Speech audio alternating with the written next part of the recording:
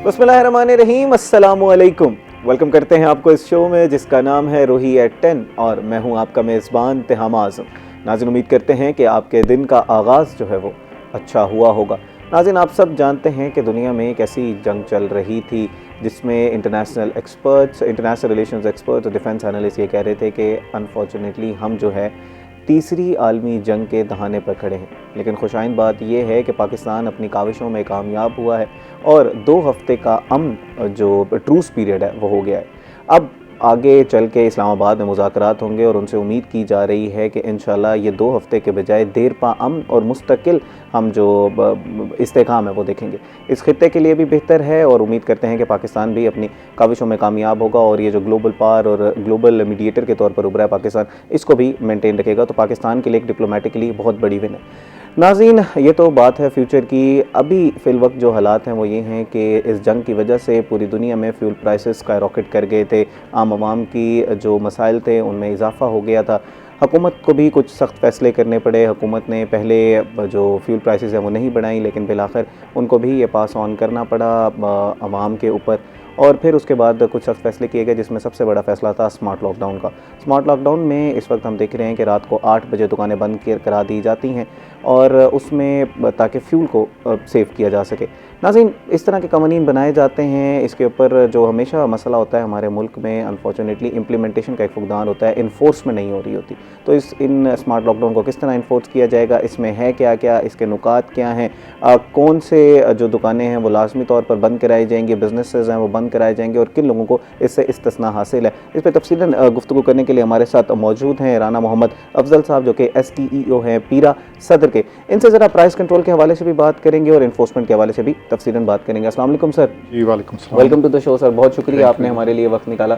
Thank you. नाज़रीन, इन्हीं के साथ तशरीफ़ रखते हैं सीनियर रिपोर्टर रूही न्यूज़ माहिर इमरान साहब। उनसे ज़रा इनकी कारकर्दगी के हवाले से भी बात करेंगे, स्मार्ट लॉकडाउन को समझेंगे भी, थोड़ी सी डिटेल उनसे ले लेंगे कि ये स्मार्ट लॉकडाउन है क्या, कब से कब तक के लिए ये लगाया गया है, और इसी के साथ कोर्ट्स के हालात भी जान लेंगे कि इस वक्त मुल्तान की अगर हम कोर्ट्स की बात करें तो कौन से अहम केसेस चल रहे हैं और वकला कुछ सरापा एहतजाज हैं बायोमेट्रिक को लेकर, उसकी क्या तफसीलात है। अस्सलाम वालेकुम Mahir Imran sahab. Welcome to the show sir, बहुत शुक्रिया आपने हमारे लिए वक्त निकाला। भाई आज भी आपने याद किया और अच्छे टॉपिक्स के साथ हम आए बैठे हैं। इंशाल्लाह इस पे आपके जो सवालात होंगे उनको बताएंगे, जो कमी कोताही होंगी हुकूमती इंतज़ामिया की वो भी बताएंगे, और जो पब्लिक के वेलफेयर के प्रोग्राम है उन पे भी बात करेंगे। सबसे अहम बात यही है कि पब्लिक की जो आवाज़ है वो हमने बनना है और उनकी आवाज़ जो है वो आला मुकाम तक पहुँचानी है। अच्छा माहिर साहब, आपसे ही स्टार्ट करते हैं, ज़रा ये स्मार्ट लॉकडाउन के बारे में बताइएगा कि कब से कब तक है और है क्या ये स्मार्ट लॉकडाउन। देखें, आप फ्यूल प्राइसेस, पेट्रोलियम मसनूआत की जो कीमतें बढ़ी हैं, एक तो इसका जो इफ़ेक्ट है वो ना सिर्फ पाकिस्तान पे, आप देख सकते हैं कि पूरी दुनिया में कोई भी एक मुल्क ऐसा नहीं है जहाँ पे प्राइस पेट्रोलियम प्रोडक्ट्स की प्राइसेस ना बढ़ी हों, क्योंकि ये जो आलमी जंग चल रही है उस आलमी जंग का भी शुक्र है कि इस पे थोड़ा सा तातुल हुआ है और सीज़ फायर हुआ है, और उम्मीद करते हैं कि मज़ीद भी होगी। और सबसे पहले तो मैं खराज तहसीन पेश करूँगा इस वक्त हमारी जो क़यादत है, हमारे जो प्राइम मिनिस्टर हैं, हमारे फील्ड मार्शल हैं, उनकी एक मुदब्बिराना ये सलाहियतें हैं, यकीनन जिस पर एक 2 बहुत बड़ी क़ुव्वतें जो हैं उनमें सीज़ फायर हुआ है और इसमें कौमों का, इसमें बहुत बड़ी इंसानी जानों का ख़दशा भी था। और एक तो उनको खराज तहसीन है पाकिस्तान जिस तरह अपने डिप्लोमेटिक अंदाज को लेके चल रहा है दुनिया में, और दूसरी जो आपने बात की इस वक्त लॉकडाउन के हवाले से, लॉकडाउन बिल्कुल चल रहा है और लॉकडाउन का बेसिक पर्पज़ यही है कि फ्यूल प्राइसेस हैं, रात के वक्त दुकानें मार्केट्स ओपन रहती हैं, तो उस वजह से आपको पता है कि एक तो फ्यूल की जितनी ज़्यादा कंजम्पशन होगी मुल्क में उतना बहरान इस वक्त जो है वो आएगा।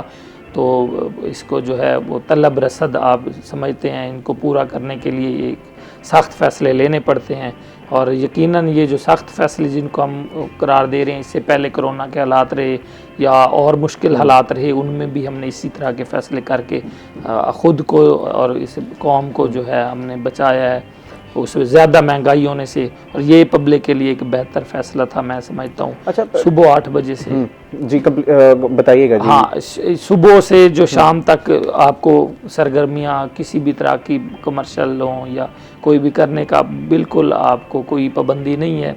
8 से 10 बजे तक का ये एक दौरानिया है। 8 बजे कमर्शियल दुकानें हैं उनको बंद किया जाएगा। 10 बजे जो है आपके रेस्टोरेंट्स हैं, आपकी शादी हॉल्स हैं, उन पर पाबंदी आयद की गई है और 10 बजे के बाद इस तरह की कोई एक्टिविटी नहीं होगी माँ सिवाय हंगामी हालात में। और उसमें अच्छा, जो हॉस्पिटल्स हैं, फार्मेसीज हैं, डेयरी उनको के बिल्कुल पेट्रोल पंप्स हो गए, हॉस्पिटल जो इंसानों के यानी कि हंगामी सूरत हाल से निपटने की जो जगह हैं, जो चीज़ें हैं, उनको बिल्कुल अलाउ है, अदरवाइज़ बिल्कुल नहीं है। और इस पे चल रहा है लॉकडाउन। हमारे साथ पैरा फोर्स के यहाँ पे एसडीओ साहब भी मौजूद हैं। जनाब राना मोहम्मद अफजल साहब हमारे साथ मौजूद हैं, सब डिविजनल इन्फोर्समेंट ऑफिसर हैं। जनाब ये बताइएगा कि हमेशा ये कि इस तरह के लॉकडाउन तो लगा दिए जाते हैं, लेकिन उनकी इन्फोर्समेंट का एक बड़ा मसला आता है। कोरोना के टाइम पे हमने देखा कि पुलिस की नफरी कम थी, फिर क्राइम को देखना था, फिर इसको भी देखना था। तो इसमें पीरा का क्या किरदार है और क्या आपकी क्या हिकमत अमली है इस हवाले से? इसमें जो देखें, पीरा का जो वजूद बना है इसलिए बना है कि इसको इन्फोर्समेंट को तरीके से बेहतर किया जाए, जो गवर्नेंस है उसको इम्प्रूव किया जाए। तो ये पीरा अब आई है तो हम ये काम मुसलसल कर रहे हैं। रात भी हम फील्ड में थे, 8 बजे टीमें हमारी फील्ड में होती हैं, इसको इन्फोर्समेंट करा रही होती हैं। 10-12 बजे तक, रात 2 बजे तक हम फील्ड में रहते हैं। तो इसमें अब वो इन्फोर्समेंट की वो मसला नहीं ही रहा जब से पीरा बनी है। आपको देखेंगे हर जो मार्केट में मेन बाज़ार वगैरह है, हर जगह पे पीरा आपको नज़र आ रही है। ठीक है। अच्छा अफजल साहब, राना मोहम्मद अफजल साहब, ये बताइएगा कि एक एहतजाज भी कुछ ट्रेडर्स की तरफ से किया गया। कुछ स्मॉल ट्रेडर्स ने कहा कि हमारे तो जिस टाइम पे हमने कारोबार करना होता है उसी टाइम पे इसको बंद किया जा रहा है। तो फिर उनके साथ नेगोशिएशंस हो गई हैं, वो बातचीत डन हो गई है उनके साथ? नहीं, बातचीत चल रही है, वो होती भी रही है, डिस्ट्रिक्ट एडमिनिस्ट्रेशन की है। हालांकि इस तरह वो मसला पैदा नहीं होता, सुबह से लेकर शाम तक बहुत ज़्यादा टाइम होता है, 8 बजे तक। उससे ज़्यादा कोई ज़्यादा 1-2 घंटे ये ओपन रह सकती हैं। लेकिन गवर्नमेंट चाह रही है कि फ्यूल की कंजप्शन इस तरह से बेहतर की जाए, जो है ना, बचत की जाए इसमें। तो आवाम को भी चाहिए, ताज बरादरी को भी चाहिए कि हुकूमत का साथ दें। मुश्किल की इस घड़ी में सब एक पेज पे होना चाहिए। बिल्कुल, मुश्किल की घड़ी में सब एक पेज पे होना चाहिए। इसमें ये बताइएगा कि अक्सर औकात जो ख़ास तौर पर जो रेडी बान होते हैं या जो छोटे ट्रेडर्स होते हैं, स्मॉल ट्रेडर्स होते हैं, उनके बारे में ये कहा जाता, वो ये कहते हैं कि हमें तो इस बारे में बताया ही नहीं गया था, अवेयरनेस ही नहीं की थी। हालांकि सोशल मीडिया का दौर है, लेकिन फिर भी आप लोगों की तरफ से या डिस्ट्रिक्ट इंतजामिया की तरफ से बारहा कितने दिन पहले बता दिया गया था इसके बारे में? नहीं, इसमें अवेयरनेस तो सोशल मीडिया के थ्रू भी हो रही है, हम भी कर रहे हैं। जिसमें हमारी टीमें जा रही हैं, अनाउंसमेंट हमने की है। अनाउंसमेंट जो पब्लिक एयर भी हुई है, वो भी हमारे पास रिकॉर्डिंग वगैरह मौजूद है। तो पहले हमारी टीमें जाती हैं मुख्तलिफ एरिया, मस्जिदों में अनाउंसमेंट हुई है, हमारी बाइक्स पे सिस्टम लगा होता है जो अनाउंसमेंट के लिए, हमारी गाड़ियों पे अनाउंसमेंट का सिस्टम है, वहाँ पे हम अनाउंसमेंट की है। ऐसी बात नहीं है, पब्लिक अवेयर है। हम रात 8 बजे हम बोस्टन रोड पे मौजूद थे, वहाँ पे तकरीबन कोई 90% बंद हो चुकी है दुकान। तो बाकी हम गए हैं, उन्होंने साथ बंद करना शुरू कर दिए। उन सबको पता है कि यह लॉकडाउन लगा हुआ है, उनके हर तरह की इन्फॉर्मेशन है, ऐसा नहीं है कि इन्फॉर्मेशन नहीं है। अच्छा, मैं ज़रा ये जानना चाहूँगा कि आवाम का इसमें क्या किरदार है? हमेशा ना हम अपने प्रोग्राम से ये तलकीन कर रहे होते हैं कि कुछ जिम्मेदारियाँ हमारी भी हैं। अगर लॉज बनाए जा रहे हैं उसके ऊपर अगर हम अमल नहीं करेंगे तो फिर उसके बगैर हमारा मुल्क तरक्की नहीं कर सकता। ये बताइएगा कि आवाम की तरफ से इसका क्या रद्द-ए-अमल आया है? कुछ स्मॉल ट्रेडर ने तो एहतजाज किया, उनके साथ नेगोशिएशन भी चल रही है, उसके अलावा इस तरह एहतजाज चलते रहते हैं, कोई इशू नहीं है। आवाम का फिर पॉजिटिव रोल रोल आ रहा है। ठीक है, क्योंकि रात हमने DHA में 2 जो है होटल सील किए हैं, बनबोस रोड पे भी 2 हमने किए हैं, दुकानें सील की हैं। तो वहाँ पे पब्लिक जो आई थी उन्होंने भी दामन किया कि पीरा अच्छा काम कर रहा है, तो मुल्क की बेहतरी के लिए इस किस्म के हालात में पब्लिक को या जितने भी ट्रेडर वगैरह हैं हमारे, उनको होटल मालकान है, उनको भी तावन करना चाहिए। उन्होंने भी हमारा तावन किया है एनफोर्समेंट में। ठीक है। अच्छा, यूजुअली ये बताइएगा कि अक्सर औक़ात ऐसा भी होता है कि रिटेलिएशन का सामना करना पड़ता है, एक मुज़ाहमत भी होती है। अभी तो आप लोगों को लोग जो हैं वो सील भी करा लेते हैं दुकानें और फिर उनके ऊपर जुर्माने भी हो जाते हैं। ये बताइएगा अगर रिटेलिएशन होती है तो उसका मुकाबला किस तरह किया जाता है? इसमें भी हमारे पास इख्तियारात, हम उसको अरेस्ट भी कर सकते हैं, हम उसको FIR भी दे सकते हैं, हमारे पास होली पावर है कानूनी तौर पे। हम उसको अपने पास थाने में ले आ सकते हैं, पुलिस स्टेशन में। तो इसलिए वो इसको टैकल करने के लिए है प्रॉपर लॉ मौजूद है। ठीक है। अच्छा, मैं महार साहब से अब जानना चाहूँगा कि अफसरान ने यही कहना होता है कि सब अच्छा है, हम लोग बंद भी दुकानें भी बंद करा रहे हैं, रिपोर्ट बहुत अच्छी है। आप ज़रा रियलिटी बताइएगा कि इस वक्त क्या सूरत हाल है? स्मार्ट लॉकडाउन के हवाले से इम्प्लीमेंटेशन भरपूर तरीके से हो रही है? देखिए, स्मार्ट लॉकडाउन की बात करें, पहले दिन 50 से ज़्यादा दुकानें सर बमोर की गई थी पहले दिन, और मैं समझता हूँ उस टाइम वार्निंग भी इंतज़ामिया की जानिब से ज़्यादा दी गई थी। आपने कहा मज़ामत की कि जब भी कोई ज़ाहिर बात है कि कहीं जाते हैं तो कहीं मज़ामत के चांसेस भी होते हैं। आप देख लें जितना लाहौर में जिस तरह से लोगों ने, ताजरों ने मज़ामत की, ये उस हवाले से जब मैं देखता हूँ या गुजरांवाला दीगर शहरों में बहुत ज़्यादा तशद्दुद के वाक़यात सामने हैं, अगर उन चीज़ों को सामने रखें तो मैं समझता हूँ बड़े फ्रेंडली किस्म के हमारे पीरा मुल्तान जो है वो चल रही है, क्योंकि इस तरह का कोई एक मुकदमा आई थिंक दर्ज हुआ था, उसके बाद जो मेरी लम्हे है अब तक मुल्तान में, तो ताजर बरादरी भी बड़ी समझदार है। अच्छा, फिर डीसी साहब की हिकमत अमली बड़ी शानदार मैं देख रहा हूँ कि जब भी कोई इस तरह का कोई बनने लगता है सिनेरियो तो अगले ही दिन मीटिंग कॉल हो जाती है, ताजरों के सदर सेक्रेटरीज वगैरह हैं, डिप्टी कमिश्नर पीरा फोर्स के ये हुकाम वो उसमें मौजूद होते हैं और वहाँ बैठ के जो है वो बातचीत के साथ जो इश्यूज़ हल हो जाते हैं। आपने देखा कि तारीख का सबसे बड़ा ऑपरेशन गला मंडी में हुआ जी। और वहाँ कभी भी इस तरह से नहीं होता था, स्मगलिंग का माहौल भी था और भी इश्यूज़ थे, तो वहाँ पे भी एक कामयाब ऑपरेशन भी हुआ, तशद्दुद का वाक़यात भी सामने नहीं आए। और अगर उस जगह से भी हो गया तो आप देखें कि मुल्तानी लोग मैं समझता हूँ बड़े तहम्मुल वाले हैं, सब्र वाले हैं, ताजर बरादरी भी समझने वाली है। और ना सिर्फ ये यहाँ के लिए, आपको पता है हर शहर में ये चल रहा है लॉकडाउन और यहाँ के लोगों को समझने की ज़रूरत है। दूसरी बात आपने की कि इम्प्लीमेंटेशन के हवाले से, इम्प्लीमेंटेशन हमने देखा है कि जो तजारती सरगर्मियों वाली मेन जगह हैं वहाँ पे यकीनन इम्प्लीमेंटेशन हो रहा है। पहले दिन बहुत ज़्यादा दुकानें सील हुई, कल 10-12 के करीब हुई, यानी लोगों को अच्छा अब क्या है वो गली मोहल्लों में चले जाएं, कोई एक आध शॉप खुली रहे, उस हवाले से तो मैं नहीं कहता। लेकिन जो मेन मार्केट्स हैं उनको पता भी चल चुका हुआ है और वहाँ अच्छा, पे अमल दरामद यहाँ पर आपने बड़ी एक अच्छी बात की कि कुछ हमने भी अमल करना है। अगर आपको बारहा कहा जा रहा है कि फ्यूल को हमने सेव करना है तो अपनी दुकानें हमने बंद करनी है, उस पर कानून पर अमल करना हम सबकी जिम्मेदारी है। नाज़रीन, ये बात हमने स्मार्ट लॉकडाउन के हवाले से कर ली। अब ज़रा पीरा को समझ लेते हैं कि पीरा काम किस तरह करते हैं। इनके एम्बिट में 5 स्केड्यूल लॉज आते हैं जिसमें सबसे इंपॉर्टेंट इंक्रोचमेंट है, उसके साथ प्राइस कंट्रोल है। इसके साथ डायरेक्टली लिंक्ड है आपका और मेरा प्राइस कंट्रोल में। अगर हम लोगों को चीज़ें महंगी मिल रही होगी ग्राउंड पर और रेट लिस्ट कुछ और होगी तो फिर सीधा सीधा सवाल या निशान पीरा के ऊपर जाता है। इस हवाले से भी ज़रा राना मोहम्मद अफजल साहब हैं, उनसे ज़रा उनकी मौजूदगी का फ़ायदा उठा लेते हैं, ज़रा जान लेते हैं। अच्छा जनाब, ये बताइएगा राना साहब, इंक्रोचमेंट पे थोड़ी सी पहले बात कर लेते हैं कि सबसे ज़्यादा जो ऑपरेशंस होते हैं वो मूवेबल और रिमूवेबल प्रॉपर्टीज़ के ख़िलाफ़ होते हैं और उसमें से मूवेबल प्रॉपर्टी जिसमें रेडी बांध आ जाते हैं उसके ख़िलाफ़ होते हैं। उनका ये कहना होता है कि आप या तो हमें मुतबादिल जगह दे दें और या हम लोगों को फिर कारोबार करने का बता दें। तो इस हवाले से कोई हल निकाला गया है, क्योंकि शहर को भी तो खूबसूरत करना है। जी, इस वाले से बिल्कुल हल निकाल रही है, गवर्नमेंट से वर्किंग भी कर रही है। लेकिन हमारे मैं सदर के एरिया की पहले बात कर लेता हूँ, तो वहाँ पे एरिया कोई बाज़ार वगैरह काफ़ी ओपन है। कादरपुरा की बात करें, बस्ती मलूक की बात करें, वहाँ पे स्पेस है रेडी के ना, साइड लाइन पे वो रेडी खड़ी हो सकती है। लेकिन वहाँ पीरा से पहले क्या था, वो बिल्कुल जहाँ पे रश होता है वहाँ पे इकट्ठे हो जाते थे। उनके सोच में यही है कि जहाँ पे रश होगा वहाँ पे ज़्यादा उनकी सेल होगी, वो ज़्यादा वहाँ पे प्रॉफिट कर सकते हैं। तो ऐसा नहीं है। तो हमने उनसे बात की है कि उनसे जो सारी ग्रेडी वालों को इकट्ठा किया है, तो उनको जो भी उनको सदर के बनाया उनसे, तो वहाँ पे मार्केट अंजमन ताजरान के जो लोग हैं उनसे बात की है, तो उनसे एमिकेबली जो है उनको साइड लाइन किया है। ठीक, ये हमने बस्ती मुल्क में भी किया है, कादरपुरा में भी किया है, बिलाड़ में भी किया है। अब भी आप जाएँ तो हमारी टीमें वहाँ पे पेट्रोलिंग भी कर रही होती हैं। सुबह टीम हमारी चली जाती है, शाम तक भी रहती है, बल्कि इवनिंग में भी वहाँ पे काम कर रही होती है। तो यहाँ पे सदर में ये ऐसा मसला नहीं है, वहाँ काफ़ी हद तक कंट्रोल है। ठीक है। अच्छा, जो रेडियाँ मिल रही थी, जो पंजाब गवर्नमेंट की तरफ से मिल रही थी, वो सदर में भी दी गई हैं जो एक ख़ास पैटर्न की थी, सबके लिए सेम थी? नहीं, अभी सिटी में फोकस ज़्यादा है, सदर में अभी नहीं है। ठीक। और वो लोगों की तरफ से जो रेडी बान हजरात होते हैं अक्सर औकात वो ये कहते हैं कि यार गरीब के ऊपर ही ये कार्रवाइयाँ क्यों होती हैं, अमीर लोगों को क्यों नहीं छेड़ा जाता। जिसके मूवेबल प्रॉपर्टी पे ज़रा बता दीजिएगा कि जिनके बड़े बड़े शेड्स हैं या उन्होंने तंदूर बाहर लगाए हुए हैं, या उसके खिलाफ क्या किया जाए? नहीं, सबके खिलाफ हम ऑपरेशन किए, हमने शेड भी गिराए हैं। ठीक है, जितने बड़े हुए हैं उन पर भी कार्रवाई की, सिर्फ रेडी पे कार्रवाई नहीं की है, परमानेंट एनक्लोजर पे भी वर्क किया हुआ है। वहाँ भी हमारी जिला कौंसिल के साथ मिल के जो है मुश्तरका जो कार्रवाई हो रही होती है, हर जितने भी एरियाज वगैरह हैं वहाँ पे हमने कार्रवाई की है। ठीक है, तो ये उनका कोई स्टांस था, कोई वैलिड नहीं है, स्टांस वैलिड नहीं है। अच्छा, अब ये बताइएगा कि जिनके खिलाफ कार्रवाई होती है, पहले तो ये बता दीजिएगा कि कितने बाज़ारों को आपने साफ़ करा दिया है, और अगर अब कोई नाज़रीन जाना भी चाहें तो वो देख भी सकते हैं कि पहले क्या सूरत हाल थी और अब क्या सूरत हाल है इंक्रोचमेंट के हवाले से, क्योंकि इंक्रोचमेंट की वजह सबसे बड़ी वजह होती है जिसमें हमारा शहर जो है वो ज़रा सदर में जितने भी है तकरीबन सभी वो क्लियर हैं। ठीक है, किसी का गुजरने कोई इशू नहीं है। ठीक है, वक्ती तौर पर कोई जो है टेम्परेरी इंक्रोचमेंट हो जाते हैं, रेडी वाले आ जाते हैं, तो ये हल्का फुल्का है, वहाँ पे हमारी टीमें चल रही हैं, वो उनको साइड लाइन कर देती है, लेकिन मेन इशू कोई नहीं है।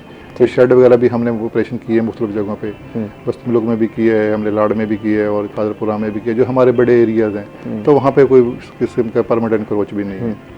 और सर एहलकारों के बारे में ज़रा बताइए कि जैसे अभी गुजरांवाला और लाहौर की जनाब बात कर रहे थे माहिर इमरान साहब कि रिपोर्ट्स आती हैं कि यार हमें भी लोग फील्ड में भी बता रहे होते हैं कि यार बड़ी बदतमीज़ी से बात की जा रही थी, आराम से कहते हैं हम साइड पे हो जाएंगे या हमारे लिए जगह मुख्तस कर दें, तो उस हवाले से ज़रा बताइए कि क्या तलकीन की आपकी तरफ से? हमारी तरफ से पीरा की तरफ से यही है कि पहले इज्जत फिर नफाज, हमने अपनी गाड़ियों के ऊपर जो नारा स्लोगन लगा दिया है, लेकिन कभी कभार कोई ऐसा वाक़या हो जाता है, लेकिन हम उस पर एक्शन भी लेते हैं, एक्सप्रेशन भी करते हैं, शो काज भी देते हैं, डिसिप्लिनरी प्रोसीडिंग साथ साथ चल रही होती है, ठीक, लेकिन घाय बगाए उसमें के अंदर इंप्रूवमेंट आ रही है, इंशाल्लाह मज़ीद बेहतर होगा, इंशाल्लाह मज़ीद जो है वो बेहतर होगा। अच्छा ये बताइएगा कि जब आप एक कार्रवाई होती कैसे है? फॉर एग्ज़ाम्पल जो अगर आप किसी बाज़ार में इंक्रोचमेंट के ख़िलाफ़ गए हैं तो उसमें क्या किया जाएगा? जब्त की जाएगी? उसमें ये है कि पहले तो जो हमारी टीमें जाती हैं उनको जस्ट जो है ना वार्निंग देती हैं, उनको गाइड करती हैं, काउंसलिंग करती हैं कि आपने चीज़ इंक्रोच की है इसको ख़त्म करें। उसके बाद जो हम उनको एक नोटिस देते हैं, उसमें 3 दिन के लिए मोबाइल इंक्रोचमेंट को ख़त्म करना होती है। अगर वो 3 दिन के बाद भी नहीं करता फिर हम उसको फ़ाइन की तरफ जाते हैं, फ़ाइन के बाद फिर हम उसको जो है अरेस्ट की तरफ भी जा सकते हैं, फाइन की तरफ भी जा सकते हैं, या उसको हम गिराते हैं फिर जाके खुद जाके, यानी ग्रेजुअली काम हो रहा होता है, ये नहीं कि आप पहले दिन जाते हैं उसको गिरा के आ जाते हैं। उसके पहले इस तरह काउंसलिंग होती है, उसको समझाया जाता है।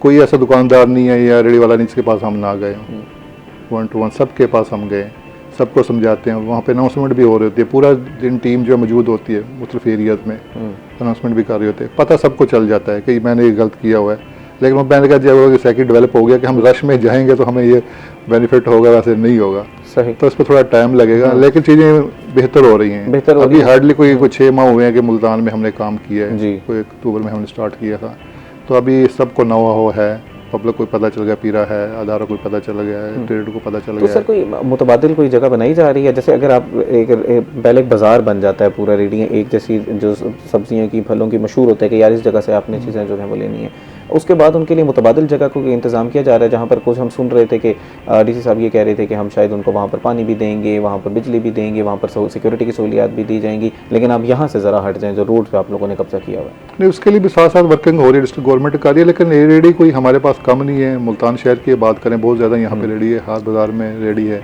उनको रेगुलेट कर रहे हैं, मेन मकसद उनको रेगुलेट करना है, तो रेगुलेट हो रही है। सवाल तो सर फिर वही हो जाता है ना कि अगर वो वहाँ से नहीं हटेगी तो इंक्रोचमेंट का मसला वहीं रहेगा, वहाँ से हटाते हैं तो उनके लिए मुतबादिल कारोबार करने की जगह नहीं है। नहीं, मुतबादिल भी वर्किंग हो रही है, लेकिन वहाँ भी थोड़ा सा मैनेज करने की जरूरत भी है ना। अगर वो थोड़ा सा साइड पे होकर खड़ते हैं तो उनके लिए इशू नहीं है, रास्ता पब्लिक के लिए तो ओपन रहेगा ना, ठीक है, लेकिन उनका थोड़ा ये है कि वो जहाँ पे रश है वहाँ पे क्राउड में वो आना पसंद करते हैं कि मेरी रेडी यहाँ पे क्राउड में होगी तो मेरी सेल अच्छी होगी, प्रॉफिट ज़्यादा मिलेगा। ठीक है, उनकी भी थोड़ा सा काउंसलिंग की जरूरत है, वो हम साथ साथ कर भी रहे हैं और काफ़ी हद तक लोगों पे असर हो रहा है, काफ़ी होता है। ठीक, ऐसी बात नहीं है कि उनको फ़र्क नहीं पड़ रहा, फ़र्क काफ़ी पड़ा है, लेकिन अभी थोड़ा टाइम ही 6 माह हुए हैं, ग्रेजुअली इसके अंदर इंप्रूवमेंट आएगी, टाइम तो लगेगा। 70 साल से जो एक सेक्टर डेवलप हुई है पब्लिक की कि हमने तो डिस्प्ले करेंगे तो हमारा बाहर रखेंगे तो बिल्कुल बिल्कुल। हालांकि जिस भी एरिया में आप जाएं सबको पता है फलां दुकान की चीज़ की है, क्या वहाँ पे मिलता है, उनको पता होता है। छोटा सा एरिया होता है, जो आबादी भी मखसूस होती है, उन्हें पता है फलां फलां शॉप किसी आइटम की है, तो लेकिन वो फिर भी डिस्प्ले करते हैं, लेकिन वो क्या उसका नहीं यार मैं डिस्प्ले में, और उसके साथ वाला वो डिस्प्ले नहीं कर रहा होता। हालांकि साफ शॉप है, कई ऐसी होती हैं 10 शॉप ऐसे हैं किसी ने डिस्प्ले नहीं की हुई, एक शॉप वाले ने डिस्प्ले किया हुआ है। तो ऐसे ही है जैसे वो कहता है मेरा बाकियों का क्यों नजर नहीं आ रहा, बस वो इन लोगों की बड़ी वो। बिल्कुल ये बात आपकी ठीक है कि कुछ हमें भी, हमारी भी कुछ रिस्पॉन्सिबिलिटीज़ हैं जिसके ऊपर हमने भी काम करने की ज़रूरत है। अगर बार बार कहा जा रहा है कि ये स्टेट का लैंड है, यहाँ से गुजरने की जगह है, वहाँ पर आप रेडी नहीं लगा सकते तो आप नहीं लगा, बल्कि उनका अपना फायदा है। अगर वो डिस्प्ले नहीं करेंगे, वहाँ स्पेस बची हुई है, वहाँ पार्किंग के लिए है, वहाँ कस्टमर उनका आ रहा है, वहाँ पे खड़ा हो रहा है, तो ज़्यादा से ज़्यादा वहाँ कस्टमर खड़े हो सकते हैं, उसकी अपनी सेल अच्छी हो सकती है। लेकिन अगर उसने खुद इंक्रोच की रोका हुआ है, हम दुरुस्त में मिसाल पैदा हो रहे हैं, तो बाकी उनके मसला है, उसके लिए भी मसला है। अगर ऑलरेडी आपके पास 2-3 कस्टमर खड़े हुए हैं, दूसरा नहीं आएगा। अगर वहाँ पे इंक्रोचमेंट नहीं होगी, स्पेस होगी, मजीद भी खा सकते हैं, मजीद भी जो है वो फिर उन लोगों के रास्ता नहीं बचेगा, फिर ट्रैफिक ब्लॉक होगी, फिर सारे मसाइल जहाँ पर जो है वो बनना शुरू हो जाएंगे। तो कुछ जिम्मेदारियाँ हमारी भी हैं, हमने भी कानून पर अमल करना है ताकि हमारा शहर जो है वो थोड़ा सा खूबसूरत नजर आए। नाज़रीन, मजीद भी राना मोहम्मद अफजल साहब हमारे साथ मौजूद हैं, इनके साथ माहिर इमरान साहब भी मौजूद हैं, इनसे तफसीलन मजीद भी गुफ्तगू करते हैं। अभी वक्त हुआ एक ब्रेक का, हमारे साथ रहिएगा। वेलकम बैक नाजरीन। ब्रेक पर जाने से पहले हम लोग पीरा का बारे में समझ रहे थे कि इंक्रोचमेंट के हवाले से क्या क्या इकदाम उठाए जाने। इसी के साथ हम ज़रा प्राइस कंट्रोल पे भी गुफ्तगू करेंगे। राना मोहम्मद अफजल साहब हमारे साथ ही मौजूद हैं, इनकी मौजूदगी का भरपूर हम लोग फ़ायदा उठाएंगे। इसके अलावा भी पीरा की क्या जिम्मेदारियाँ वो भी समझने की कोशिश करेंगे और इनसे जानने की कोशिश करेंगे कि इनकी अपनी क्या हिकमत अमली है, किस तरह वो चाह रहे हैं कि काम कराया जाए। अभी ज़रा माहिर इमरान साहब की तरफ जो है हम रुख करते हैं, उनसे ज़रा वकला जो है वो सरापा एहतजाज हैं। पंजाब बार काउंसिल ने भी कोई एहतजाज की कॉल दे दी है, मुल्तान के वकला भी सरापा एहतजाज हैं कोई बायोमेट्रिक को लेकर। तो दोनों के बारे में ज़रा बता दीजिएगा जनाब, क्या तफसीलात हैं। यकीनन आजकल जो है वो गर्मा गर्मी हमेशा चलती रहती है कोई, तो आजकल वकला में हम ज़्यादा ये देख रहे हैं रुझान। कल जो है वो एहतजाज हुआ मुल्तान में और धरना भी हुआ डिस्ट्रिक्ट कोर्ट मुल्तान सेशन अदालत के सामने, और वकला की एक बड़ी तादाद थी और उन्होंने जो है अलामती तौर पर वो अदालतों में भी गए और कहा कि भाई जब तक ये इशू हल नहीं होगा तब तक जो है वो जुडिशल अमला काम ना करे। ये सैयद रियाजुल हसन गिलानी है, साबिक सदर हैं हाई कोर्ट बार के, सीनियर कानूनदान हैं, उन्होंने और साथ कोई 500 से ज़्यादा वकला ने करारदाद पिछले दिनों में भेजी डिस्ट्रिक्ट बार को, और उसमें एक इशू उठाया गया कि ऑनलाइन बायोमेट्रिक एक सिस्टम नाफिज किया गया है जो कि केस की दायरी के हवाले से है, जो कि मुल्ज़मान के, गवाहों के, या कोई भी अदालत में केस चल रहा है तो मिसलिनियस एप्लीकेशन फ़ाइल करनी है तो उसमें पहले जिस बंदे ने पेश होना है वो अब ऑनलाइन बायोमेट्रिक करवाएगा अपनी, और 200 रुपये उसकी फ़ीस है सरकारी तौर पर जो इम्प्लीमेंट की गई है। तो वकला का ये कहना है कि ये जो बायोमेट्रिक का नफाज है वो गलत है। अब जब बायोमेट्रिक की गई थी तो एक ही नुक्ता उठाया गया था कि फेक केसेस दायर होते हैं, उनकी रोकथाम के हवाले से। इधर से जो वकला कम्युनिटी है, कल भी मैं उनके एहतजाज धरना पूरा कवर भी किया, वहाँ पे था, तो उनका कहना है कि कोई भी केस जब फाइल करते हैं आप ऑनलाइन बायोमेट्रिक कर देते हैं, उस केस में किसी ने जवाब देना है वो ऑनलाइन बायोमेट्रिक करेगा, किसी ने फिर और एप्लीकेशन देनी है ऑनलाइन, किसी ने वकील तब्दील करना है ऑनलाइन। वो कहते हैं कि इसको तो कमाई का जो है वो ज़रिया बनाया गया है, और उसमें सबसे बड़ी बात है कि बेनिफिशरी रखा गया है जो 200 रुपये होंगे, कुछ नादरा को पैसे जाएंगे, कुछ उस बार के अकाउंट में आएंगे जिस बार में भी ये हो रहा होता है, कुछ पंजाब बार के अकाउंट में जाएंगे। तो इस तरह एक निज़ाम बनाया गया है, 200 रुपये को डिवाइड किया गया है। तो वकला का कहना है कि इससे साइलिन पे बहुत ज़्यादा बर्डन हो रहा है। ये मौक़िफ़ तो वकला का है। वैसे मैंने आपसे पहले भी जब हमने इस पर तफसीलन बात की थी कि ऑन पेपर तो ये एक बड़ी अच्छी चीज़ लगती है कि जिसका केस है उसकी पहले बायोमेट्रिक वेरिफिकेशन होगी और उसके बाद ही फिर उसके ऊपर जो है वो मुकम्मल कोर्ट्स की प्रोसीडिंग्स होंगी। मेरी पर्सनल राय आप अगर लेना चाहें तो मैं आपको बताऊं कि जेल में एक कैदी की ज़मानत होती है और उस कैदी के लिए भी ऑनलाइन बायोमेट्रिक का नफाज ज़रूरी करा दिया गया है कि जेल के अंदर रखी जाएगी और 200 रुपये वो भी देगा और वो बाहर आएगा। तो मुझे ये बताएं कि जब किसी भी मुलजिम को गिरफ्तार किया जाता है, पहले तो वो जो मुद्दाई होता है वो कहता है ये मेरा मुलजिम है, एक पॉइंटेशन हो गई, पुलिस ओरिजिनल उस मुलजिम को पकड़ती है, उसका ID कार्ड चेक करती है या बेफाम या जो भी उसका कि यही मुलजिम है, अदालत में पेश किया जाता है, वहाँ पे उसकी वेरिफिकेशन होती है, जज साहब उसको देख रहे होते हैं कि यही मुलजिम है। उसके बाद यहाँ से CRO में भेजा जाता है जेल भेजने से पहले, वहाँ उसका पूरा रिकॉर्ड चेक होता है ऑनलाइन, वहाँ पे भी पता होता है कि यही मुलजिम है। जेल में जब इंटर होने लगते हैं तो उस वक्त जो डिप्टी सुप्रीडेंट या सुप्रीडेंट का एक वो है कि चेक करते हैं कि या आया वही मुलजिम है, यानी तस्वीरें भी बनाई जाती हैं। उसके बाद जेल, और जेल में से जब रिहाई होने लगती है तो फिर ऑनलाइन बायोमेट्रिक की क्या ज़रूरत है, ये मेरा पर्सनल। ठीक है, एक दूसरा जेल हो गया ना, ये जेल वाले को बाद गिरफ्तारी की। दूसरा, ऐसे लोग अभी भी बूढ़े ऐसे लोग हैं जिनके जो थंब प्रिंट नहीं लग रहे, और कुछ बच्चे हैं जिनके यानी कि ID कार्ड नहीं बने हुए, किसी की कोई बरामदगी का इशू है, कोई ऐसे इश्यूज हैं अभी भी। पहले तो आप ना सारों को, अब बहुत अच्छा फ्यूल प्राइस की अभी हम बात कर रहे थे कि मुफ्त आप मोटरसाइकिल वाला 1 लीटर पेट्रोल 2 लीटर डेली ले जाएगा मुफ्त, तो उसके लिए उन्होंने रजिस्ट्रेशन मुफ्त कर दी। भाई पहले तो अपने आप को रजिस्टर्ड करवाया ना अपनी गाड़ियों के अपने नाम पे, और भाई पहले आप इनका कोई ऐसा सिस्टम नाफिज करें कि हर बच्चे का बायोमेट्रिक हो, बेफार्म बनना हो। स्कूल गोइंग का बेफार्म तो छोटे बच्चे का भी बन जाता है, उसका वो नंबर अलाट हो जाता है बेफार्म पे। बेफार्म आपकी इतनी बड़ी आबादी का नहीं बना हुआ।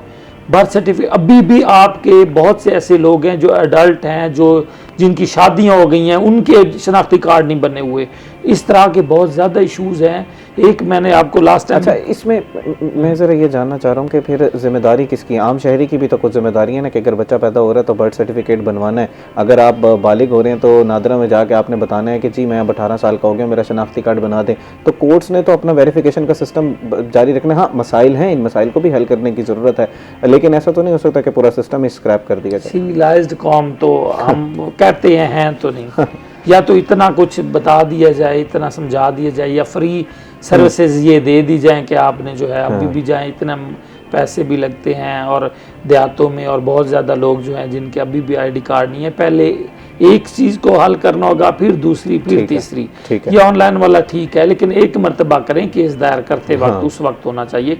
उस केस के दौरान कोई 2 गवाह हैं, उन्होंने पेश होना है, तो वो पहले अपनी आइडेंटिफिकेशन देंगे कि वाकई हम वो गवाह हैं। वो देखें, आपके पास जो मजिस्ट्रेट बैठा है वो बाख्तियार हैं, उनके पास बहुत ज़्यादा पावर्स हैं। जब कोई भी विटनेस जाता है, आईडी कार्ड देता है अदालत में, जज साहब वो चेक करते हैं, रीडर चेक करता है, तस्वीर मैच करता है, बिल्कुल यही है। तो इतना काफ़ी नहीं है, यानी वो 200 अच्छा ऑनलाइन, चलो ठीक है आप ऑनलाइन करें, फिर फ्री सहूलत दे दें, इंसाफ को फ्री कर दें जाए ना। इंसाफ का तकाजा ये है कि बरो वक्त तो घर की दहलीज पे हो और मुफ्त फ्री हो। सही, इंसाफ को फ्री कर दें। हाँ, फेक केसेस जो करता है उसके खिलाफ ऑलरेडी प्रोविजन मौजूद हैं, FIRs करें। अभी जनाब वकला का मुतालबा क्या है कि वो फिल फॉर कौन सी चीज़ें जो है वो हल कराना? वो कहते हैं कि ऑनलाइन बायोमेट्रिक वाला सिस्टम जो है वो नहीं होना चाहिए, अगर हो तो फिर फ्री होना चाहिए। उनका एक ही मुतालबा है। एहतजाज डेली की बुनियाद पे जारी है, कल पहला दिन था, आज भी उनका मैसेज कॉल आ गई है कि 12 बजे वो धरना देंगे, एहतजाज भी करेंगे।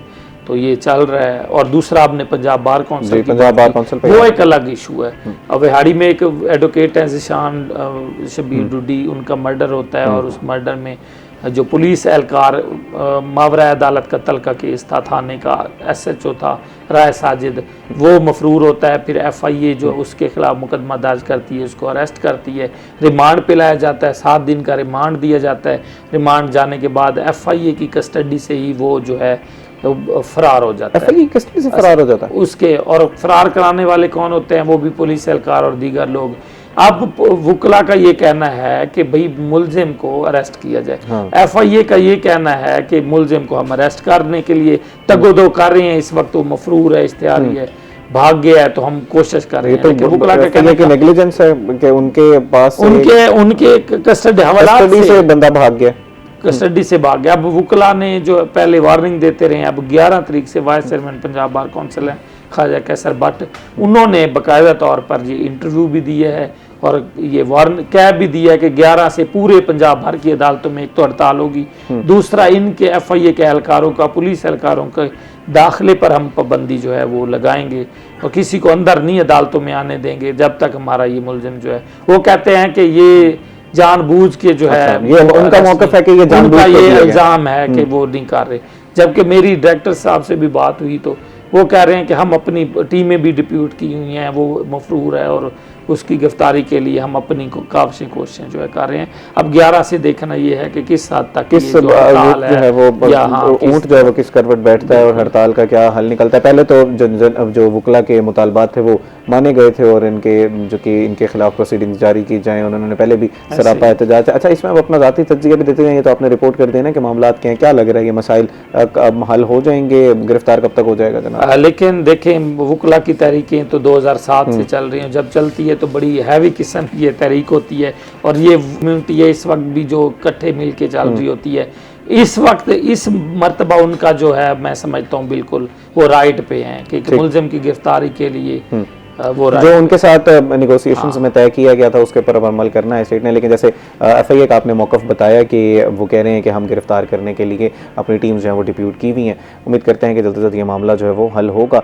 और लेकिन बहरहाल एक नेग्लिजेंस है, एक लिटिगेंट्स भी मुतासिर होंगे और एक सवालिया निशान बहरहाल FIA के ऊपर है कि आपकी कस्टडी से एक मुलजिम जो है वो भाग गया है। अभी वक्त हुआ एक ब्रेक का।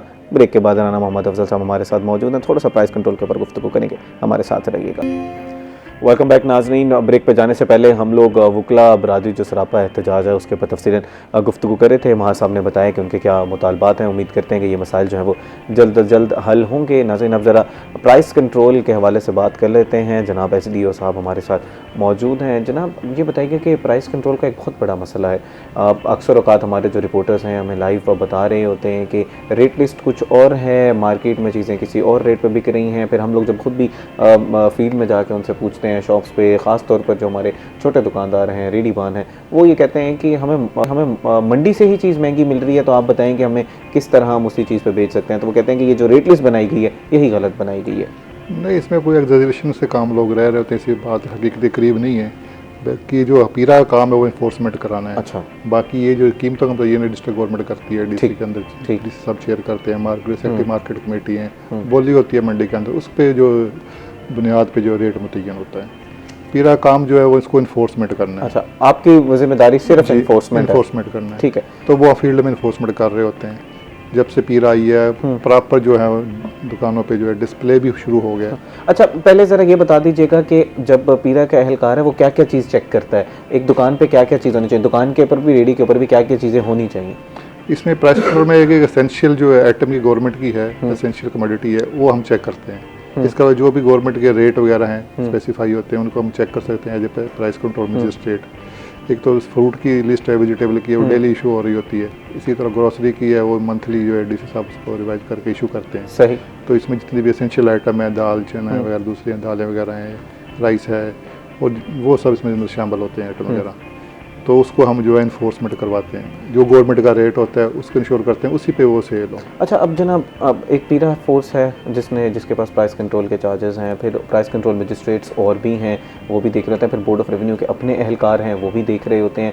तो एक तो बताइएगा कि अगर एक दफ़ा एक शख्स पे जुर्माना हो गया तो क्या फिर हर अहलकार आएगा और उस पर जुर्माना करता जाएगा? और जुर्माने से बचने के लिए फिर वो मुश्किलात तो मैंने आपको पहले ही बता दी कि उसके वो मुश्किलात हैं कि वो कहते हैं कि रेट लिस्ट ही गलत है। नहीं, जुर्माने का मकसद ये नहीं कि गवर्नमेंट को बहुत ज़्यादा रेवेन्यू जनरेट कर रही है। जुर्माना इसलिए करते हैं ताकि उसको थोड़ा सा एहसास हो कि वो जो अपनी चीज़ें हैं मैनेज करे, तो ज़्यादा ओवर प्राइसिंग ना करे, क्योंकि शहर बहुत बड़ा है। इसलिए जो बाकी रेवेन्यू फीस की जब बात करें, चाहे मजिस्ट्रेट का उनको चार्ज है, क्योंकि एरिया बहुत ज़्यादा है ना। तो हमारे पास पीरा सदर में सिर्फ 3 एनफोर्समेंट ऑफिसर हम 4 हैं। अच्छा।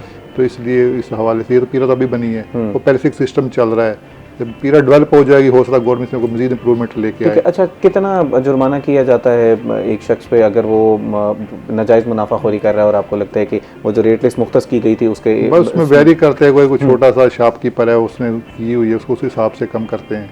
कोई बड़ा शॉपकीपर है, वो ज़्यादा ले रहा है, मुनाफा ले रहा है, उसको उस हिसाब से थोड़ा सा मार्जिनलाइज कर लेते हैं। ठीक है। और जो ये तो होगी ना, हमने छोटी दुकानों की बात कर ली, अगर बड़ी जो मार्ट्स हैं अपने, मॉल्स हैं अपने, उनके ऊपर क्या कार्रवाई की जाती है? और उसके ऊपर DC काउंटर के बारे में भी ज़रा बता दीजिएगा कि वो उसकी क्या अहमियत है? जितने भी मॉल वगैरह सारे पाबंद और DC काउंटर वहाँ पे रखे हैं, और हम उनको इंश्योर भी करते रहते हैं, चेक भी करते हैं। DC काउंटर है क्या, उसके बारे में ज़रा बताइएगा कि उसके ऊपर कौन सी चीज़ें होनी चाहिए? एसेंशियल कमोडिटीज़ होनी चाहिए? जी, उसमें एसेंशियल कमोडिटी नहीं, जो गवर्नमेंट लिस्ट है उसके मुताबिक वो वहाँ पे डिस्प्ले होनी चाहिए। ठीक। उनके रेट भी वही होनी चाहिए, क्वालिटी भी अच्छी होनी चाहिए, जो ठीक है।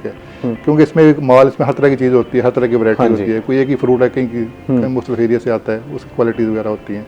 तो गवर्नमेंट पब्लिक के लिए फैसिलिटेट करने के लिए वहाँ पे DC काउंटर के लिए ज़रूरी कर दिए गए कि वहाँ पे एक काउंटर हो, उसमें जितनी भी एसेंशियल आइटम है वहाँ पे उसमें मौजूद हों, उनकी प्राइस भी उसी के मुताबिक हों और उनकी क्वालिटी भी बेहतर हो। ठीक है। जैसे अब DC काउंटर की आप बात करें, इसके ऊपर एसेंशियल कमोडिटीज़ की जो बेसिक जो चीज़ें हैं वो मौजूद होंगी और DC की तरफ से जो रेट मुख्तस किया गया वो होंगी। अच्छा, अब फ़र्ज़ करें कि एक आटा है जो कि एक इम्पोर्टेड आटा है, उसकी कीमत आप ये मुख्तस खुद ही कर लेंगे कि जो मार्ट पे बेचने वाले के, या ये तो इसकी अच्छी क्वालिटी वाला है, इसकी बेच दें, इसको मैं जितने मर्जी दामों पे बेच दूं? नहीं, उसमें थोड़ा सा वो जितने मर्जी तो नहीं, लेकिन उसमें भी कोशिश करते हैं कि वो थोड़ा सा मुनासिब रखें, इतना है कि कौन से ज़्यादा हो जाए। लेकिन जो आपकी डोमेन है वो सिर्फ DC काउंटर तक है? DC काउंटर तक है। उसके अलावा वो जो मर्जी, जिस मर्जी रेट पे बेचे? जिस मर्जी रेट पे नहीं है, लेकिन उसको भी हम थोड़ा रेगुलेट करते हैं, मुनासिब रेट पे करें। ठीक है, वो मुनाफा ले, अब ठीक है, इसका मतलब नहीं है कि आवाम को थोड़ा। ठीक है। यही तो फिर होते हैं जो रेडी बान नजर आते हैं कि सर एक सेब जो है वो फर्ज कर लें कि अच्छी क्वालिटी का और एक कम क्वालिटी का, ये हमें कहा जाता है कि एक ही क्वालिटी पे बेचें। नहीं, उसमें वो इसका रेट भी होता है ना, कि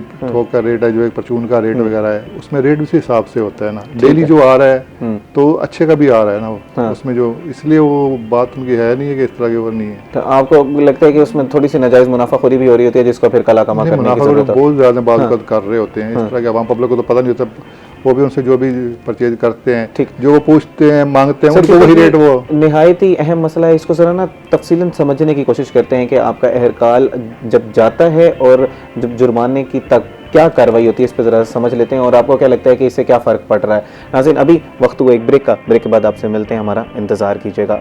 वेलकम बैक नाज़रीन। ब्रेक पर जाने से पहले हम लोग ज़रा प्राइस कंट्रोल के हवाले से गुफ्तगू कर रहे थे। राना मोहम्मद अफसल साहब हमारे साथ मौजूद हैं, उन्हीं से ज़रा है मज़ीद भी उसी मौजू पर ज़रा गुफ्तगू कर लेते हैं। फिर ज़रा माहिर इमरान साहब को भी शामिल गुफ्तगू कर लेंगे, उनकी जो स्मार्ट लॉकडाउन के हवाले से, महंगाई के हवाले से भी एक रद्द-ए-अमल अवाम का लाजमी होगा कि अगर आप दुकानें पहले बंद करा रहे हैं तो फिर उनके कारोबार तो शदीद मुतासर हो रहे हैं, तो उस पर अवाम का क्या रद्द-ए-अमल है, उस पर थोड़ा सा गुफ्तगू करते हैं। राना साहब ये बताइएगा कि एक एहलकार किसी भी दुकान पर जाता है या किसी रेडी पर जाता है तो उसने करना क्या क्या होता है और एंड तक अगर उसको लगता है कि यहाँ पर चीज़ें सही नहीं बिक रही या नाजायज़ मुनाफाखोरी हो रही है तो फिर जुर्माना किस तरह किया जाता है। और अगर बार बार वो शख्स जो है वो आपको लग रहा है कि जुर्माना 2 से 3 दफ़ा हो चुका है, तो उसके बाद फिर क्या किया जाता है? उसमें यह है कि पहले जो हमारे एहलकार जाते हैं, जो हम खुद फील्ड विजिट कर रहे होते हैं, देखते हैं वहाँ पर रेट डिस्प्ले उसने की हुई है कि नहीं हुई है, तो वहाँ पे उसके रेट बाजू का वो समटाइम ऐसा होता है खुद ही कह देता है कि मैं इस तो महंगी सेल कर रहा हूँ, तो उसकी काउंसलिंग भी कर देते हैं उस मौके पे, या हम वहाँ पर डिमी परचेज करवाते हैं तो पता चल जाता है उसे किसी ने क्या चीज़ ली है, तो वहाँ पे जो भी कस्टमर फिर रहे होते हैं वो हमें बतला देते हैं कि हमने इस रेट पे लिए। सही। तो फिर इससे पूछते हैं आपने क्यों इस रेट ज़्यादा लगाया है, तो उसको देखते हैं, फिर या तो वार्निंग करते हैं या फिर उसको फ़ाइन मिनिमम कर देते हैं। सही। तो फ़ाइन के बाद फिर दोबारा सेकंड टाइम के बाद उसको हम फ़ाइन कर देते हैं, फिर हमारे पास ऑप्शन है उसको हम रेस्ट कर लेते हैं, उसको ले आते हैं थाने में, तो उससे हम जो है वहाँ पे जो है शख्सी रिमांड पे छोड़ देते हैं ताकि उसको थोड़ा एहसास हो कि दोबारा इस तरह काम नहीं करेगा या फिर भी ना माने तो हम FIR की तरफ भी चले जाते हैं। FIR की तरफ भी चले जाते हैं। अच्छा, ज़रा ये बताइएगा कि अब ये मैं ज़रा आपसे अफसर के तौर पर नहीं पूछ रहा, मैं आपसे बहैसियत शहरी ज़रा पूछ रहा हूँ कि अभी फ़िलवक्त मसला तो है सर, महंगी चीज़ें बिक रही हैं, इस वक्त जो दुनिया के हालात चल रहे हैं उसकी वजह से भी एक इन्फ्लेशन हुई है, उसको कंट्रोल करने में अभी तक हमारे इदारे कितने कामयाब हो रहे हैं और आगे कितने क्या क्या करने की ज़रूरत है? अगर तक पैरा के आप देखें परफॉर्म में, तो जब से पैरा बने तकरीबन अब तक जो हम फ़ाइन की मद में कोई तकरीबन प्राइस कंट्रोल पे 60 लाख फ़ाइन हम कर चुके हैं। सही। तो इसमें हम तो कोई 15-20 लोगों का हमने अरेस्ट भी किया है, तो इसी तरह जो है दूसरे मामला सील भी हम दुकान कर देते हैं। तो ये एक्शन तो हो रहा है, इम्प्रूवमेंट भी आ रही है कि लोगों को भी पता है, दुकानदार को भी पता है, रेटदार को भी पता है कि पैरा यहाँ पे मौजूद है, तो फिर मंडी के रेट भी इसी तरह बैलेंस हो रहे हैं, मुतवाजना आ रहे हैं। तो ऐसा इशू नहीं है, कुछ चीज़ें तो बेहतरी की तरफ जा रही हैं दायरे बनने से। ठीक है, और कब तक तवक्को रख सकते हैं कि हम लोग हालात कुछ बेहतर हो जाएंगे? इंक्रोचमेंट के हवाले से भी ज़रा बता दीजिएगा कि कब तक जो नाज़रीन आपको देख रहे हैं, सुन रहे हैं कि शहर जो है वो हमारा खूबसूरत नज़र आना शुरू हो जाएगा, जो आपकी डोमेन है, सदर की डोमेन है? ये जी हमारा हम देखा था इंक्रोचमेंट ऑपरेशन कर चुके हैं, मेन एरिया सर क्लियर करा चुके हैं, तो दोबारा भी हो जाता है ना? दोबारा भी होता है, फिर दोबारा भी हम वहाँ फील्ड में मौजूद हैं, तो हमारा ये नहीं कि हम छुट्टी पे चले गए हैं, डेली हम सुबह से लेकर शाम तक फील्ड में मौजूद होते हैं। ये कंटिन्यूस प्रोसेस चलता रहेगा, इससे प्राइस कंट्रोल का भी ये भी है, तो इसमें थोड़ा आवाम को भी थोड़ा एजुकेट होने की ज़रूरत है, वो भी थोड़ा साथ दे हमारा, क्योंकि भाई ये ज़रूरत नहीं है कि हम ही उनको जाके कहें कि आप इंक्रोचमेंट ख़त्म करें, वो ख़त्म करेंगे, वो अपने ऑटोमेटिकली भी कर सकते हैं। और जो जिन लोगों की कोई ग्रीवेंसेस हैं उनके रिड्रेसल के लिए क्या किया जाता है? फिर वो एहलकार अगर कोई करप्शन में मुलविस है या कोई ऐसा शख्स है जो झूठी आपको बयान दे देता है, जिसमें आपका एक विसल ब्लोअर एक्ट भी है, उसके बारे में भी ज़रा बता दीजिएगा कि उसके खिलाफ भी कार्रवाई हो सकती है, कानूनी कार्रवाई कर सकते हैं उसके खिलाफ भी। बाकी हमारा कोई एहलकार करता है तो उसके लिए भी चैनल खुले हैं, DC को एप्लीकेशन दे सकते हैं, वो AC को दे सकते हैं, हमारे पास पैरा ऑफिस में भी आ सकते हैं, तो हम उसको पूरा थ्रोली इन्वेस्टिगेट करते हैं, इंटरोगेट करते हैं, इसमें इशू नहीं है, तो फिर हम उनको जो भी गिल्टी होते हैं सजा भी देते हैं। अभी तक जो पीछे हमने शहर में जो बातें सुनी थी कि शायद कोई एहलकारों ने बदतमीज़ी की है या कोई इस तरह का कोई उनकी ट्रेनिंग का लोग कह रहे थे कि सही कराने की ज़रूरत है, बात करने का लहजा उनका ठीक नहीं है, उस हवाले से क्या काम किया जा रहा है? उस हवाले से हमारा जो पीरा हेडक्वार्टर क्लियर है, किसी को माफ़ी नहीं है, ठीक है, तो इसको हम जो भी डिसिप्लिन प्रोसीडिंग करते हैं। ठीक है, माहिर इमरान साहब ज़रा लॉकडाउन के बारे में बताइएगा कि आवाम का एक रद्द-ए-अमल तो पर आएगा कि 8 बजे आप दुकानें बंद करा रहे हैं, पहले ही महंगाई बहुत ज़्यादा है और फिर हम कारोबार उसी टाइम होना था, रात को हम 8 बजे के बाद ही जब ऑफिस से लोग घर के आएंगे उसके बाद ही आउटिंग के लिए निकलेंगे, तो उस टाइम पर दुकानें आपने बंद करा दी हैं। यकीन रद्द-ए-अमल आया भी है और ताजर बरादरी की जो उनके उहदेदारान हैं उन्होंने कल ही DC ऑफिस में उन्होंने DC साहब से मीटिंग की, अपने तहफ़्फ़ुज़ात का इज़हार भी किया है और उसमें यही था कि बहुत ज़्यादा रेंट हैं, बिजली के बिल्स हैं, तनख्वाहें हैं, तो हमारे लिए बहुत ज़्यादा प्रॉब्लम्स हो जाएंगी। अब ज़ाहिर बात है ये डिप्टी कमिश्नर के अंडर तो बात है नहीं, ये फ़ैसले हैं वज़ीर आला पंजाब के तो क्योंकि इम्प्लीमेंटेशन अब हो चुका हुआ है इस पे, तो इम्प्लीमेंटेशन कह रहा हूँ, एक आर्डर आ गया है, तो इम्प्लीमेंटेशन भी वो तो डीसी ने करना है। डीसी साहब का तो इख्तियार नहीं है कि 2 घंटे उनको रिलीफ दे दे। फिर मैं वही बात करूँगा, जैसे अब जंग बंदी हुई, सीज फायर हुआ, उम्मीद है कि इस लॉकडाउन में भी नरमी होगी, बाकी मामलात में भी नरमी होगी। तो अभी सब्र के अलावा तो कुछ किया नहीं जा सकता। अब अवाम महंगाई है, अवाम गरीब है, छुट्टी जिनका स्टाफ 10-10 था, 5-5 को इन्होंने छुट्टी दे दी कि आप घर बैठें, एक दिन आए एक दिन ना आए, वो उनकी डेली वेजेस पे उनको कर दिया गया है। तो आम बंदा जो है वो मुतासिर हो रहा है, वो महंगाई में उसके ऊपर इफेक्ट हो रहा है जो इन जगहों पे काम कमर्शियल एरिया। वो सर्कमस्टांसेस हैं नाज़रीन जो कि पूरी दुनिया जिसको फेस कर रही है, और हमने बस अल्लाह ताला से दुआ करनी है कि पाकिस्तान जो निगोसिएशंस को लीड कर रहा है, मीडिएटर का किरदार अदा कर रहा है, उसमें पाकिस्तान कामयाब हो जाए, ताकि इन मुश्किलात से, ये जो बहरान की एक सूरत हाल है, इससे हम निकल सकें। और फिल वक्त जब तक ये हालात ऐसे ही हैं तो हमने अपनी हुकूमत का साथ देना है। हमारे लिए जो कवानीन और रूल्स बनाए जा रहे हैं हमने उनको फॉलो करना है, तब ही हम जो है वो इन हालात से निकल सकते हैं। अगर हम हर चीज़ में अब क्रिटिसिज्म करना शुरू कर देंगे तो फिर जो पहिया है वो नहीं चल सकता। राना मोहम्मद अफजल साहब, आपका बहुत शुक्रिया जी, आपने आज प्रोग्राम में आप हमारे साथ हिस्सा बने और बड़ा खंदा पेशानी से हर चीज़ का आपने जो है वो जवाब दिया। महार इमरान साहब, आपका भी बहुत शुक्रिया, आपकी मौजूदगी से तो वैसे ही हम लोग बहुत कुछ जो है वो सीख रहे होते हैं और आवाम भी आपको बहुत ज़्यादा पसंद कर रही होती है। सीनियर रिपोर्टर है जी, मेन जो भी शहर की खबरें होती हैं उनमें से जो ब्रेक हो रही होती है नई से नई खबरें, उसमें महार इमरान साहब का नाम जो है वो लाजमी होता है। नाज़रीन, उम्मीद करते हैं कि प्रोग्राम का पहला हिस्सा आपको पसंद आएगा। अब आपसे मुलाकात होगी ब्रेक के बाद कुछ नए टॉपिक, कुछ नए गेस्ट के साथ। तब तक अपने मेज़बान का इंतज़ार कीजिएगा। We will be right back. Welcome back नाजरीन। ब्रेक पर जाने से पहले हम लोग ज़रा प्राइस कंट्रोल, स्मार्ट लॉकडाउन और पीरा के किरदार के ऊपर गुफ्तगू कर रहे थे। जो बेसिक हमारा जो मौजू था वो स्मार्ट लॉकडाउन था और समझने की कोशिश कर रहे थे कि किस तरह इसको इम्प्लीमेंट किया जाएगा, कब से कब तक औकात कार हैं और किन लोगों को इससे इस्तिस्ना हासिल है। इसी के साथ महार इमरान नवाज हमारे साथ मौजूद थे जो हमें बता रहे थे कि इस वक्त इंतज़ामिया क्या कर रही है और स्मार्ट लॉकडाउन को इम्प्लीमेंट किस तरह किया जा रहा है। इसके अलावा जो वो क्लब बरादरी के कुछ मसाइल थे उसके ऊपर भी हमने गुफ्तगू की। उम्मीद करते हैं कि प्रोग्राम का पहला हिस्सा आपको पसंद आया होगा। नाज़रीन, प्रोग्राम के इस हिस्से में हमने ज़रा बिज़नेस के हवाले से बात करनी है। हम ज़रा अक्सर औकात ये सोच रहे होते हैं कि यार हमारे पास कुछ पैसे इकट्ठे हो गए हैं या हमारे पास इन्वेस्टमेंट पड़ी हुई है तो अब इसका करना क्या है। या वो नौजवान तबका जो कहता है कि मैंने जॉब नहीं करनी, मैंने कॉर्पोरेट स्लेव नहीं बनना, मैंने 9 to 5 जॉब नहीं करनी, मैंने अपना बिजनेस करना है, अपना काम करना है, मैं अपने लिए नौकरी करूँगा। तो उसके लिए कौन से मौके हैं, कौन कौन सी वो गलतियाँ करता है, फिर उसका खमियाजा उसे भुगतना पड़ सकता है। तो इस हवाले से तफसीलन आज के प्रोग्राम में हम लोग गुफ्तगू करेंगे और थोड़ा सा डिजिटल स्किल्स पे भी बात करेंगे कि SEO क्या होता है, सर्च इंजन ऑप्टिमाइजेशन किसको कहते हैं, इससे हमारे बिजनेसेस को क्या हेल्प मिल सकती है। तो इस गुफ्तगू करने के लिए हमारे साथ मौजूद है निहायत ही काबिल एहतराम फ़खर रज़ा मलाना साहब जो कि इंपोर्ट एक्सपोर्ट ट्रेनर हैं और बिजनेस कंसल्टेंट हैं। अस्सलाम वालेकुम सर। जी वालेकुम अस्सलाम। Welcome to the show sir, बहुत शुक्रिया जी आपने हमारे लिए वक्त निकाला। आज ज़रा कोशिश करेंगे कि बिज़नेस को समझें कि बिज़नेस किया किस तरह जाता है, मार्केट किस तरह ट्रैप करनी है और IT में या डिजिटली हमारे पास क्या क्या अपॉर्चुनिटीज़ मौजूद हैं। और अगर ये जो पाकिस्तान की हुकूमत भी चाह रही है कि हम एक्सपोर्ट लेड एक इकॉनमी बने तो उसमें हम अपना किरदार किस तरह अदा कर सकते हैं। नाज़रीन, इन्हीं के साथ तशरीफ़ रखते हैं हाशिर फैज़ साहब जो कि SEO ऑटोमेशन एक्सपर्ट हैं। इनसे ज़रा सर्च इंजन ऑप्टिमाइजेशन पे बात करेंगे। एक तो ये होता क्या है और इससे हम अपने बिजनेस में इसमें किस तरह इसकी हेल्प ले सकते हैं और हम अपनी वेबसाइट को किस तरह रैंक कर सकते हैं, अपने प्रोडक्ट को किस तरह रैंक सकते हैं। तो इसमें तफसीलन गुफ्तगू करेंगे। अस्सलाम वालेकुम आशिफ साहब। वालेकुम सलाम। वेलकम टू द शो जनाब, बहुत शुक्रिया जी। आप जब भी आते हैं हमें नई से नई जो है वो चीज़ें सिखा के जाते हैं। जनाब की तरफ चलते हैं ज़रा, फ़खर रज़ा साहब की तरफ। जनाब ये बताइएगा कि एक शख्स है आज वो बिज़नेस करना चाहता है तो बुनियादी उसके अंदर कौन कौन सी सलाहियतें होनी चाहिए या कौन कौन सी स्किल्स होनी चाहिए तो फिर उसको इसके अंदर कदम रखना चाहिए या हर शख्स इसमें कदम रख सकता है? जी थैंक यू वेरी मच। आपने मुझे जो है ये मौका दिया कि मैं अपने भाइयों को, स्पेशली जो यंग जनरेशन है जो आजकल इंपोर्ट एक्सपोर्ट में इन होना चाह रहे हैं, तो उनको कुछ जो है जितना कि मेरे पास नॉलेज है उसके बारे में बता सकूं। सबसे पहली बात तो ये है कि जब भी कभी आप इंपोर्ट एक्सपोर्ट में जाते हैं, चाहे वो फिज़िकली हो चाहे वो इलेक्ट्रॉनिकली हो, उसकी कुछ चीज़ें ऐसी हैं जिनको समझना बहुत ज़रूरी है। सही। जिसमें सबसे इम्पोर्टेंट जो आता है वो होता है कि आपने लेना कहाँ से है और बेचना कहाँ से है, यानी आपका सेलर बायर जो है। अब आप देखें कि बहुत सारी चीज़ें लाइक दैट अमेज़ॉन है, ईबे है, उसको चलाने के लिए ऑफ कोर्स आपने मार्केट से हंटिंग भी करनी है, आपने सामान भी लेना है।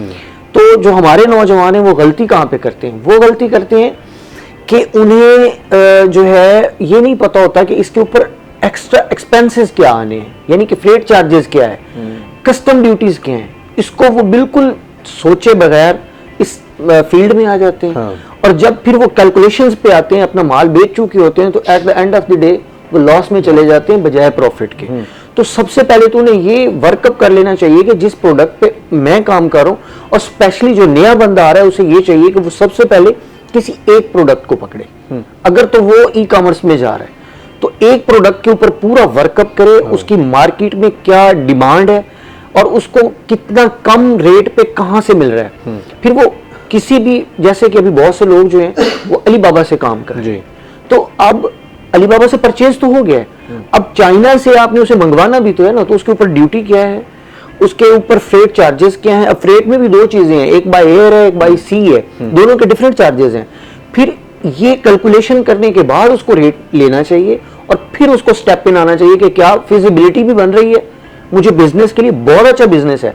बट होता क्या है, हमारे नौजवान जो हैं वो जल्दी कमाने के चक्कर में 8-10 आइटम्स को पकड़ते हैं और लगा देते हैं बगैर सोचे कि इसमें डिमांड क्या है और फिर इस पे मेरे एक्सपेंसेस होने के बाद मुझे प्रॉफिट रेशो ठीक है। अच्छा, जो आप बात करें ये तो बिजनेस की एक बेस है जिसमें जो हमारे जो बच्चे बीबीए कर रहे होते हैं या एमबीए कर रहे होते हैं वो ये सारी चीज़ें पढ़ते हैं, लेकिन जो नौजवान है वो ये भी नहीं चाह रहा कि मैं डिग्री भी करूं। हमारे यहाँ ये भी डिबेट चल रही है कि डिग्री करनी है या स्किल्स सीखनी है। फिर स्किल्स भी सीखनी है तो वो जाएंगे 3-4 महीने का कोर्स करेंगे, कोई भी एक अमेजोन प्लेटफॉर्म, ये ईबे है, अलीबाबा है, एटसी है, कोई एक प्लेटफॉर्म को सीखेंगे और उसके बाद प्रोडक्ट हंटिंग स्टार्ट कर देंगे। तो आपको लगता है कि पहले बिजनेस को समझ लेना चाहिए, बिजनेस के फंडामेंटल को समझ लेना चाहिए, उसके बाद मार्केट में कूदना चाहिए? जी बिल्कुल ऐसे ही है। सबसे पहले तो उसको बिजनेस को सीखना चाहिए कि बिजनेस है क्या, उसको मैंने लेके कैसे चलना, उसके बेसिक फंडामेंटल्स हैं क्या, किन किन चीज़ों को मैं देखने के बाद जो है ना, और स्पेशली ये जो 3-4 माह की ट्रेनिंग है, मैं नहीं समझता कि दैट्स इनफ। इसको प्रॉपरली किसी ग्रुप के साथ, किसी ऐसी टीम के साथ बैठ के पहले सीखना चाहिए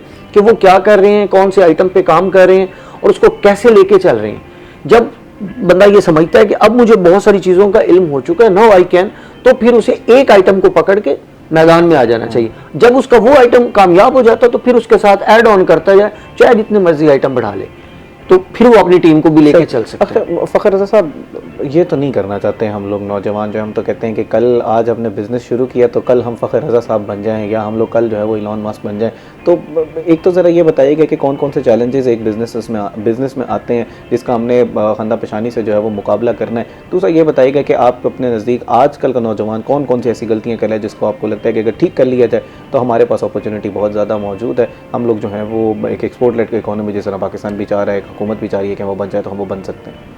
देखिए, सबसे पहली बात जैसे अभी आपने कहा कि वो गलती कौन सी कर रहा है, वो तो ये होता है कि हम शॉर्ट वे ढूंढ रहे होते हैं कि मैं रातों रात अमीर हो जाऊं, तो वो तो मुमकिन नहीं है। वक्त के साथ साथ ये चीज़ें चलनी होती हैं। दूसरी बात ये है कि जब भी आप दोनों बिजनेस में से ई कॉमर्स में चले जाएं या हार्ड बिजनेस में चले जाएं, आप ऑफलाइन में, तो ये जहन में रख के चलना है कि मुझे 4 से 6 महीने जो है पहले वो लॉस में भी जाना पड़ सकता है। हाँ। ठीक है, अब ये चीज़ें हमारे जहन में नहीं होती। इन चीज़ों को जब हम वर्कअप करके मैदान में आते हैं तो मेरा नहीं ख्याल कि कोई भी नाकाम हो, क्योंकि इस वक्त आप ये देख लें कि हमारी जो ऑडियंस है, हमारी जो अब पाकिस्तान को ही ले लें, पूरी दुनिया में ऐसे ही है, लेकिन पाकिस्तान को स्पेशली आप ले लें, ऐसा ये ट्रेंड आ रहा है कि हम लोग मूव नहीं करना चाहते, हम लोग मार्केट में जाना ही नहीं चाहते। हम कहते हैं कि हर चीज़ हमारे घर पे आ जाए, डोर स्टेप पे आ जाए। तो उसमें जो नौजवान है, जो ख़ास तौर पे आजकल के दौर में जो बच्चा ई कॉमर्स में आना चाह रहा है स्पेशली, बहुत अच्छा चांस है। और बस सिंपली ये है कि वो हौसला रखे, चीज़ों को समझे और फिर इसमें स्टेप इन कर जाए। हाँ, अभी आपने उसमें एक और बात ये पूछी कि किन किन चीज़ों से उसको लॉस हो सकता है, किन किन चीज़ों को सामने रखना चाहिए उसको। तो उसमें आप ये देख लें कि बहुत से ऐसे एलिमेंट्स होते हैं, जैसे मैंने आपको पहले बताया कि उसके अंदर के जो अखराजात हैं वो काउंट नहीं करते। तो एक दफ़ा पेपर पेंसिल लेके होमवर्क कर लेना चाहिए, उसके बाद इस फील्ड में कहीं कोई लॉस नहीं है।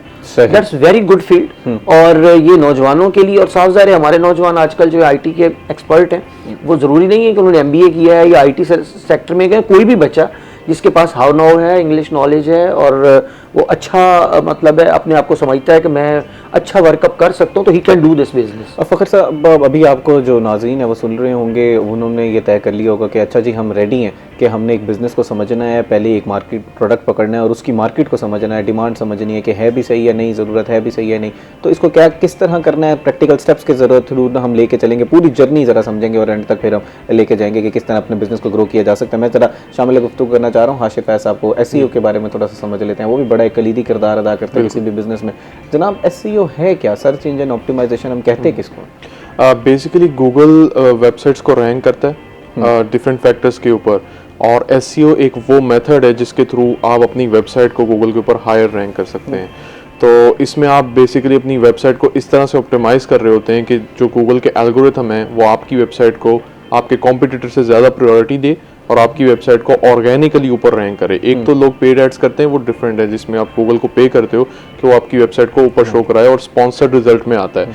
एक आपके पास होते हैं गूगल मैप लिस्टिंग, कि अगर आप सर्च करें इलेक्ट्रिशियन नियर मी तो गूगल के लोकल मैप पैक आते हैं, 3 आते हैं टॉप पे, और फिर मोर बिजनेस पे आप बटन क्लिक करते हैं तो और आते हैं। तो आप उसके लोकल पैक में टॉप 3 में आने के लिए और ओवरऑल रिजल्ट्स में आने के लिए काविशें जो करते हैं वो भी ऐसी होती है। और इसके अलावा जो सर्च रिजल्ट्स होते हैं जिसमें आपके पास ब्लू लिंक्स आ रहे होते हैं 10, तो उसके अंदर भी हायर रैंक करने के लिए आप जो एफर्ट्स करते हैं उनको बेसिकली आप एसईओ कहते हैं। ठीक है, अच्छा ये बताइएगा कि क्या ये सीखना आसान है या मुश्किल है? दूसरा, हर बंदा जब अब एसईओ कर रहा होगा, फॉर एग्जांपल मैं एक 50 बिजनेसेस हैं, 50 के 50 ने एसईओ एक्सपर्ट हायर किए हैं, 50 के 50 जो हैं ऊपर जा रहे हैं, तो फिर अपने आप को बेहतर किस तरह करना है वो भी ज़रा बताते जाइए। पहली बात तो ये कि ये एसईओ एक वास्ट फील्ड है, तो इजी है but it is time taking अगर आप इसमें आता चाहते हो, क्योंकि आपको शुरू से लेकर एंड तक एक्सपर्टीज करनी पड़ेंगी और काफ़ी सारा चीज़ें एडवांस होती जा रही हैं, तो उस वजह से it is time consuming but it is a good field and it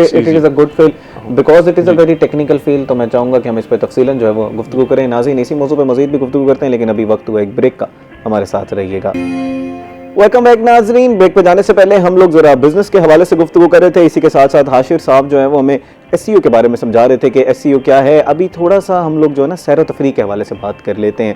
पहले मुल्तान का जो मौसम जो है वो काफ़ी दिनों से खुशगवार हुआ है, मुल्तान के लोग जो हैं वो पिकनिक्स पे जा रहे हैं, कुछ वेन्यूज़ जो हैं वो ढूंढ रहे होते हैं। इसी तरह अगर हम बहावलपुर की बात करें तो वहाँ पर एक लाल सुहानरा जो है वो झील मौजूद है, बड़ी लोग जो हैं वो पसंद करते हैं वहाँ पर जाके पिकनिक, फैमिलीज़ जो हैं वो काफ़ी ज़्यादा इंजॉय करते हैं। इसकी तरह तफसीलात जान लेते हैं और इसको बेहतर करने के लिए क्या क्या इकदाम उठाए जा रहे हैं, इस हवाले से तफसील गुफ्तगू करने के लिए हमारे साथ मौजूद हैं रज़ा मलिक साहब, जो कि ब्यूरो चीफ हैं बहावलपुर के। अस्सलाम वालेकुम रज़ा साहब।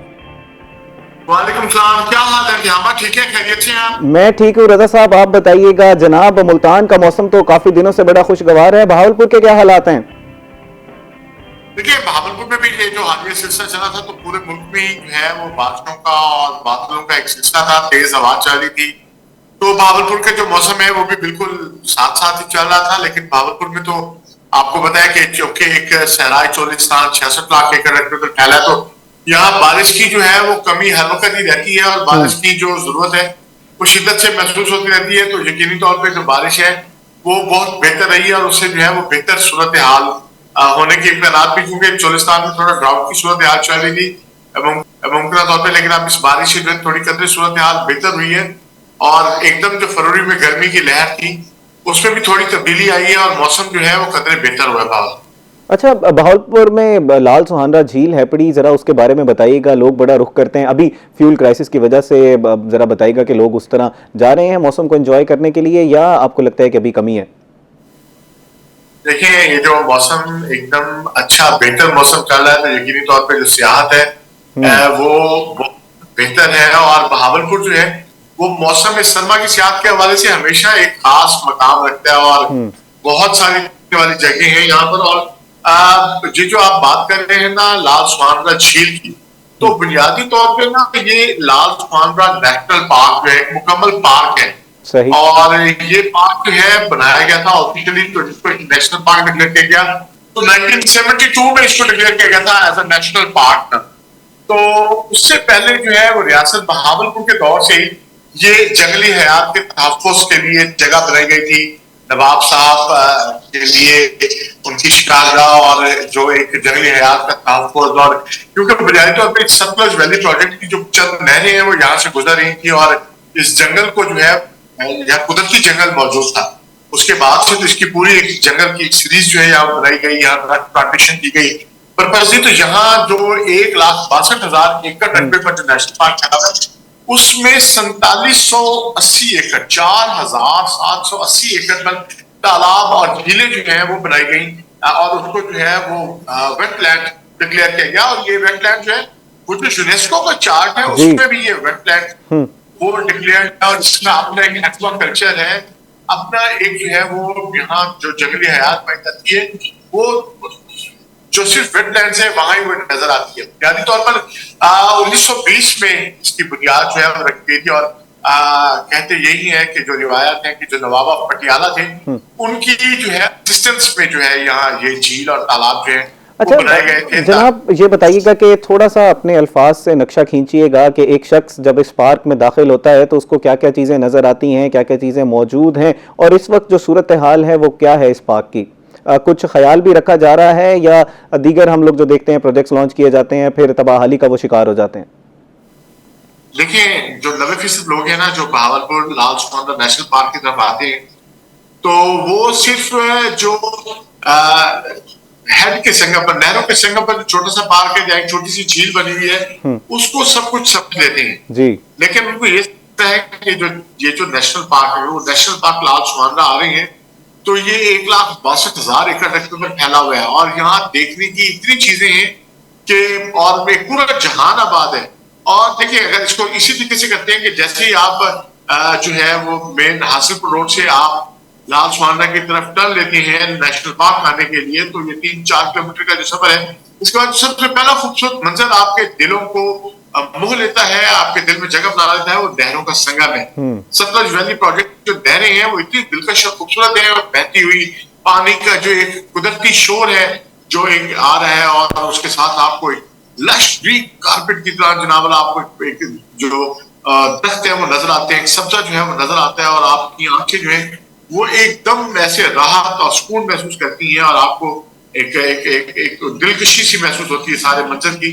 तो वहां तक आके लोग सिर्फ उसी को जो है वो एंजॉय करके वहां, अच्छा वहां वाइल्ड लाइफ भी रखी गई है, ये जो वहां जो छोटा सा पार्क जो बनाया गया है वहां पर, तो उसमें वहां पर वाइल्ड लाइफ भी है, छोटी सी झील भी है, वहां बोटिंग भी होती है, तो लोग उसको सब कुछ समझ लेते हैं। बिल्कुल। अब उसको आपने आज के साथ में बताना चलूं कि जो उसकी बेहतरी की भी बात हो रही थी, जो अगर बेहतरी की बात हो रही थी तो बेहतरी में आप ये क्या कि जो वाइल्ड लाइफ थी उसको उन्होंने जो है वो वाइल्ड लाइफ के हिस्से में लगा दिया है। मतलब अब उनकी देखभाल जो है वो उस पार्क की जो वाइल्ड लाइफ है उसकी देखभाल जो है अब वो जू वाले कर रहे हैं, जो वाइल्ड लाइफ डिपार्टमेंट है वो उनको लुक आफ्टर कर रहे हैं और जो जंगलात हैं और जो दूसरा पोर्शन है वो फॉरेस्ट्री वाले जो है उसको लुक आफ्टर करें। अच्छा, ये तो अब यहाँ हो गया कि आपको यहाँ जंगली हयात नजर आ गई। बिल्कुल रजा साहब, जो आप बात कर रहे थे ना कि कुछ ऐसे स्पॉट्स भी हैं जो सयाह हैं वो मिस कर जाते हैं और सिर्फ पार्क को एंजॉय करके जो सामने वाले जो संगम है नहरों का उसको एंजॉय करके चले जाते हैं, तो वो जो सीक्रेट स्पॉट्स हैं जरा वो भी बताते जाइएगा। जी जी, देखिए अगर जैसे दूसरी तरफ बढ़ते हैं तो जब आगे जाते हैं तो आगे एक सुसी ब्लैक बक इंक्लूजन बना हुआ है, हिरणों का एक पूरा नगर आबाद है, हिरन ही हिरन है। आप वहां जाते हैं तो आपको एक ही जगह पर 500 से ज्यादा हिरन जो है वो नजर आते हैं कलांचे भरते हुए और उनके साथ जो खूबसूरत आपने पर फैलाए, अपने पंख फैलाए जो मोर है, उनकी कई जोड़ियां जो है वो आपको नजर आती हैं। तो आपको ऐसा लगता है कि आप किसी हिरनों के नगर में पहुंच गए हैं। ये ब्लैक बक इंक्लूजन जो है ये जो नेशनल पार्क लाल सुमंदर का हिस्सा है और जो एक छोटा मिनी पार्क जो बनाया गया है उससे 18 किलोमीटर आगे आपको जाना पड़ता है। आगे जाकर उसी नहर किनारे ही आपको बहुत अच्छी सड़क बनी हुई है, बहुत अच्छी सड़क है। आप जैसे वहां पहुंचते हैं तो आपको एक पूरा हिरनों का एक नगर जो है वो आबाद नजर आता है और इंतहाई खूबसूरत जो है वो हिरन कलाचे भरते हुए नजर आते हैं। इंतहाई नायाब हिरन है ये ब्लैक बक और सहराए चोलिस्तान का जो है वो हुस्न है ये ब्लैक बक जो है। और उससे फिर आप थोड़ा सा आगे जाते हैं तो एक तारीखी एक छोटी सी तख्ती लगी हुई है और एक पुल बनी हुई है, आपको नहर क्रॉस करनी है, उसके ऊपर लिखा है पतीसर लेक। सही। ये पतीसर लेक कभी पटियाला लेक के नाम से भी जानी जाती थी क्योंकि इसके बारे में कहा जाता है कि पटियाला ने इसके लिए जो है वो टेक्निकल असिस्टेंस जो है वो नवाब साहब को जो है वो फराहम की थी और यहाँ जो है बाकायदा तौर पर झीलें और तालाब जो है वो बनाए गए थे और ये मैन मेड है और इसके साथ जो है जो इसी नहर से ही इसी झील का जो है वो पानी, तालाबों का पानी जो है उनको फराहम किया जाता है ताकि अच्छा जनाब ये बताइएगा रजा साहब के खाने के बगैर हमारा जो भी कोई तफरीह है या कोई भी हमारा विजिट है वो अधूरा है। कोई फूड कोर्ट्स के बारे में जरा बताइएगा और बहावलपुर के ऊपर इन जनरल अगर किसी ने विजिट करना है तो कौन कौन से खाने जो है वो मशहूर हैं और आपकी फेवरेट स्पॉट कौन सा है? देखिए बहावलपुर के जो कुजीन है ना वो बड़े उसमें बहुत तनवो है, बहुत उसमें आप बहावलपुर ना आप किसी चीज का भी देखिए वो पगोसी और जो चोलिस्तान की अपनी डिशेज है वो तो बेमिसाल, लेकिन उसके लिए आपको जाना चोलिस्तान में पड़ेगा, आपको सफर चोलिस्तान करना पड़ेगा और वहां जाके ही आप उस कुजीन को जो है वो एंजॉय कर सकते हैं। लेकिन अगर आप भावलपुर में है तो भावलपुर में देखें, जो एक पत्ते पर दाल मिलती है ना, जो एक पुराना एक पत्ता, केले का पत्ता, गुड़ का पत्ता, उस पत्ते के ऊपर जब आपको रजा साहब बहुत शुक्रिया जी। अब हम उम्मीद कर रहे हैं कि रजा साहब की तरफ से हम लोगों को दावत आएगी और हम विजिट करेंगे, और ये सीरीज नाज़रीन इसी तरह जारी रहेगी। जैसे चोलिस्तान का जिक्र रजा साहब ने कर दिया है, तो इंशाल्लाह नेक्स्ट आपको जो है वो चोलिस्तान लेके जाएंगे। बहुत शुक्रिया रजा साहब, आप हमारे साथ मौजूद थे। बहुत शुक्रिया तामा, thank you. Thank you so much sir. नाज़रीन अब जरा बारे में बात कर लेते हैं। हाशिर साहब हमारे साथ मौजूद हैं और आप लाजमी तौर पर लाल सुहानरा का विजिट कीजिएगा। जो सीक्रेट स्पॉट्स रजा साहब ने बताए उसको विजिट करके हमें लाजमी तौर पर अपना फीडबैक दीजिएगा कि वो स्पॉट्स आपको कैसे लगे। आप हमारे इंस्टाग्राम और फेसबुक के पेजेस पे हमें बता सकते हैं। आशिर साहब ये बताइएगा, आप सैर तफरी का शौक रखते हैं, जाते हैं, जरा विजिट करते हैं? बिल्कुल जाते हैं। लाल सुहानरा पे आप गए होंगे, जो स्पॉट जनाब ने बताया, कभी विजिट किए हैं आपने? हाँ गए हैं, एक दफा बचपन में गए हैं। सही, बचपन में। अभी दोबारा जाइएगा जो स्पॉट्स उन्होंने बताए। थोड़ा सा एसईओ के बारे में बताइएगा जी। जो सर्च इंजन ऑप्टिमाइजेशन है उसमें आपने समझाया कि रैंक आप कर सकते हैं, क्योंकि ये टेक्निकल फील्ड है। इसको सीखने के लिए अमूमी तौर पर कितना टाइम लग जाता है? आप कह रहे थे कोई भी सीख सकता है, लेकिन वक्त ज्यादा लगता है। मिनिमम आपको 6 मंथ्स लगते हैं एसईओ को सीखने के लिए, और इसमें डिफरेंट चीज़ें हैं आप जिससे सीख सकते हैं। फॉर एग्जांपल आप यूट्यूब पे कोर्सेज कर सकते हैं, यूडीमी हैं उन पे कर सकते हैं। मुल्तान से, अगर मुल्तान के लोगों के लिए यहाँ पर सर तनवीन अल्लाह हैं SCBT के, उनका अपना कोर्स है प्रॉपर। अब वो बेसिकली रिमोट कोर्स है, वैसे कहीं से भी कर सकते हैं, तो वो बहुत बड़े एक्सपर्ट हैं पाकिस्तान के उसमें, तो आप उनका कोर्स कर सकते हैं। तो मुख्तलिफ कोर्सेज हैं जिनसे आप सीख सकते हैं, और उसके बाद प्रैक्टिकल एक्सपीरियंस के लिए आप अपनी खुद की वेबसाइट बना सकते हैं और उसको गूगल पे रैंक करने की कोशिश कर सकते हैं।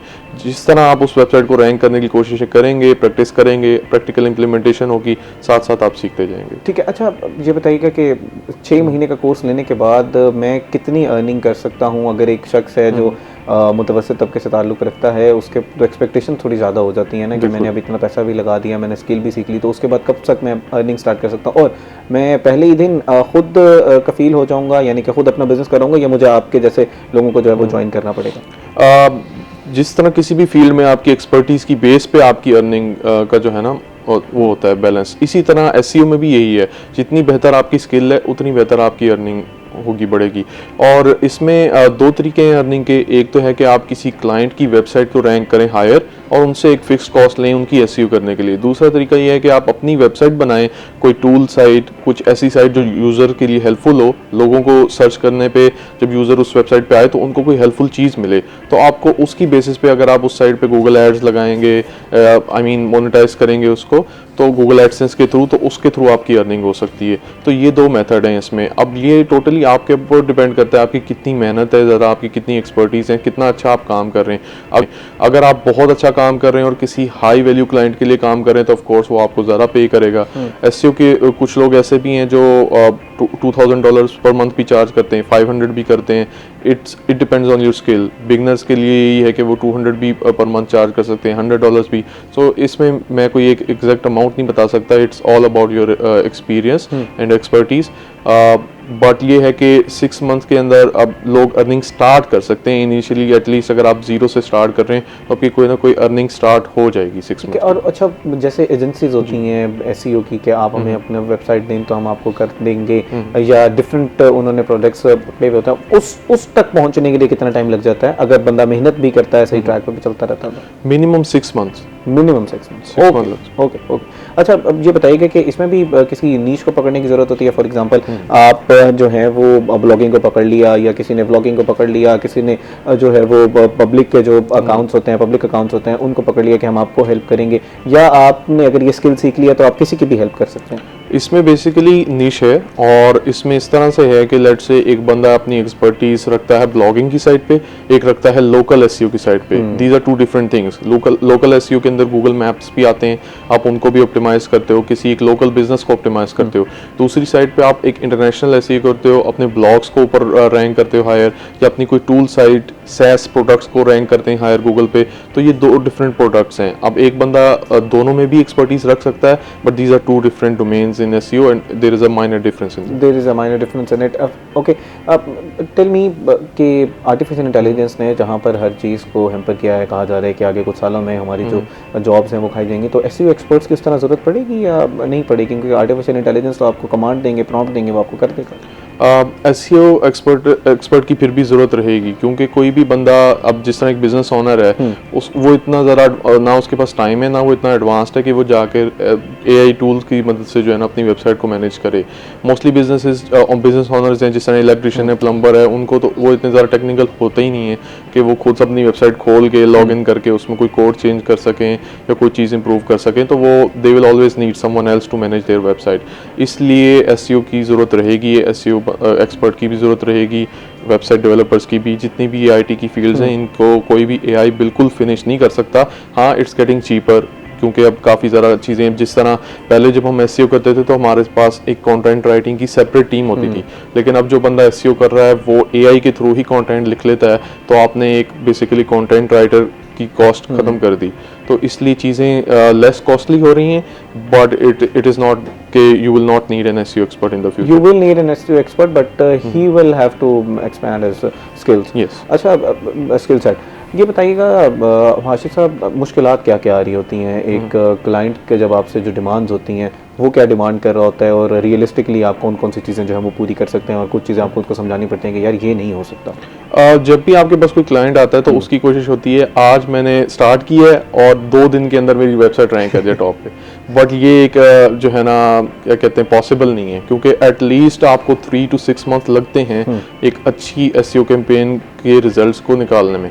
अक्सर ऐसे भी होता है, जिस तरह अब कंपटीशन पे डिपेंड करता है। फॉर एग्जांपल एक मुल्तान है, स्मॉल सिटी है, ज़्यादा लोग SEO कर ही नहीं रहे।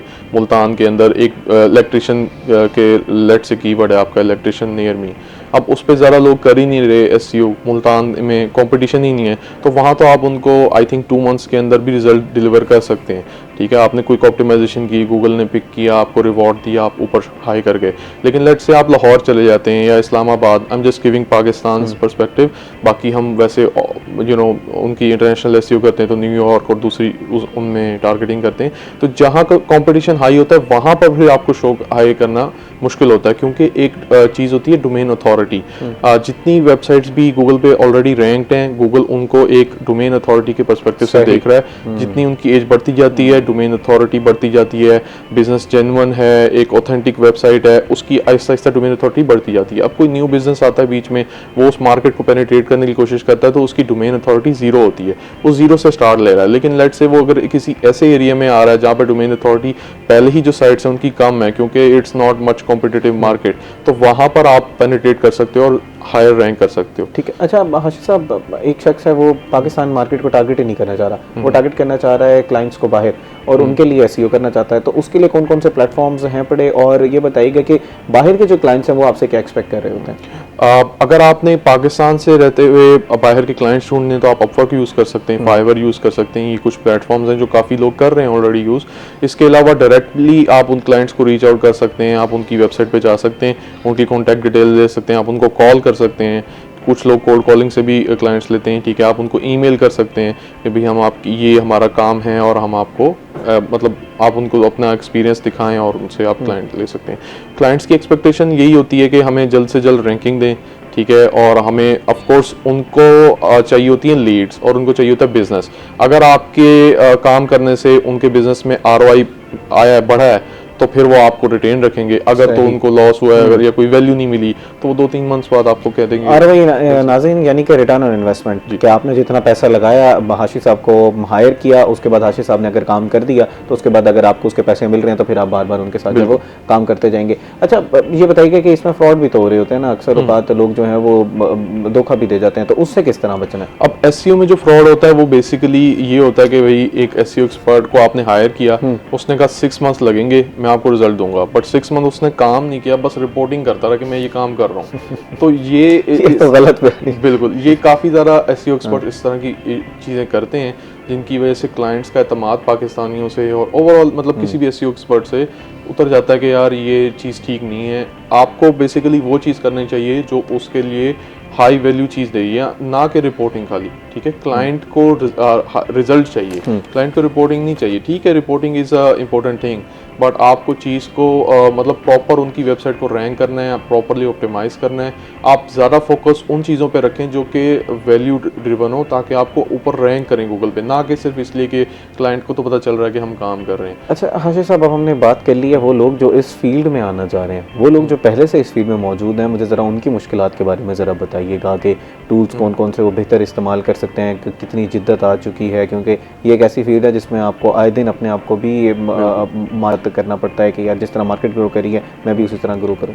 जो लोग ऑलरेडी एग्जिस्ट करते हैं इस मार्केट में, उनको पता है कि एआई आ गया है और एआई ने काफ़ी ज़्यादा चीज़ें डिस्टर्ब की हैं। फॉर एग्जांपल, पहले गूगल के पास एसईओ एक्सपर्ट की ज़्यादा वैल्यू थी, क्योंकि गूगल पे आप डायरेक्टली वेबसाइट्स शो होती थी, ठीक है। अब गूगल का एआई ओवरव्यू आ गया है, जो क्या करते थे कि काफ़ी सारी साइट्स को समराइज करके एक शॉर्ट रिजल्ट उसमें बात करते हैं, उसको किस तरह, उससे किस तरह बचना है और उसकी हेल्प किस तरह दी जा सकती है, इस पर ज़रा तफसीलन जो है गुफ्तगू करते हैं। लेकिन अभी वक्त हुआ एक ब्रेक का, ब्रेक के बाद आपसे मिलते हैं, हमारा इंतज़ार कीजिएगा।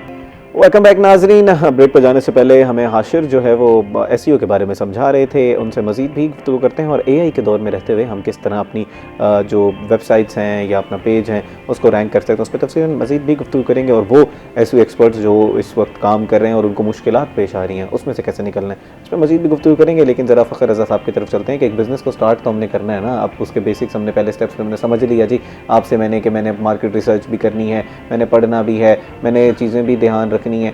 एक तो मुझे बताइएगा कि मेरे पास प्लेटफॉर्म्स कौन कौन से हैं जहाँ से मैं अपने प्रोडक्ट को बेच सकता हूँ, नंबर 1।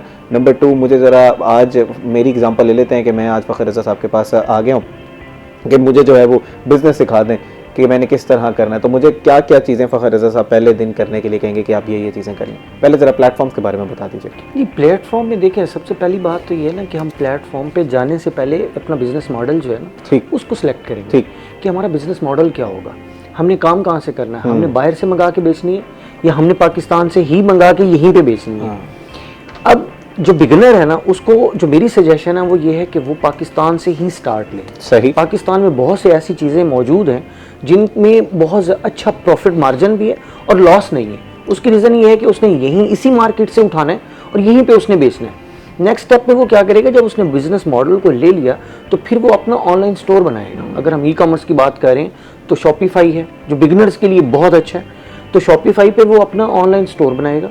और उसके साथ साथ जैसे अभी भाईजान बता रहे थे कि एसईओ के जरिए वो अपनी वेबसाइट को और अपनी उन चीज़ों को जो है वो एडवर्टाइज करेगा और एसईओ की तरफ जाएगा ताकि वो टॉप की सेलिंग में आ जाए। सही, ठीक है। अब उसमें उसने मतलब है कि जब ऑनलाइन स्टोर बना लिया तो उसके बाद उसने जो है वो जाना है, उसने डिलीवर कैसे करना है। डिलीवरी के लिए उसको डिलीवरी की जो हमारी यहाँ पे लॉजिस्टिक्स हैं, जैसे मतलब है TCS है, लिपर्ड है, मतलब है जो वेल नोन किस्म के हमारे यहाँ पे डिलीवरी के लोग हैं, उनकी तरफ वो मूव करेगा। फिर नेक्स्ट उसने अपनी उस जो है उसने जो शॉपिफाई का अकाउंट बनाया है या अपनी वेबसाइट बनाई है, उस पर उसने पेमेंट कैसे रिसीव करनी है, वो आपकी यहाँ पे जो है ऑलरेडी मौजूद हैं। जैज़ कैश है और मोबी कैश है, इजी पैसा है, इस तरह की बहुत सारी चीज़ें। अगर वो लोकली यहीं पे काम कर रहा है तो उसको उसके साथ उसने अटैच कैसे करना है, पेमेंट मेथड कैसा होगा, कैश ऑन डिलीवरी होगा या उसके बाद वो थ्रू कार्ड पेमेंट ले सकता है, व्हाट्सएवर। इन सारी चीज़ों को वो पहले वर्कअप कर लेगा।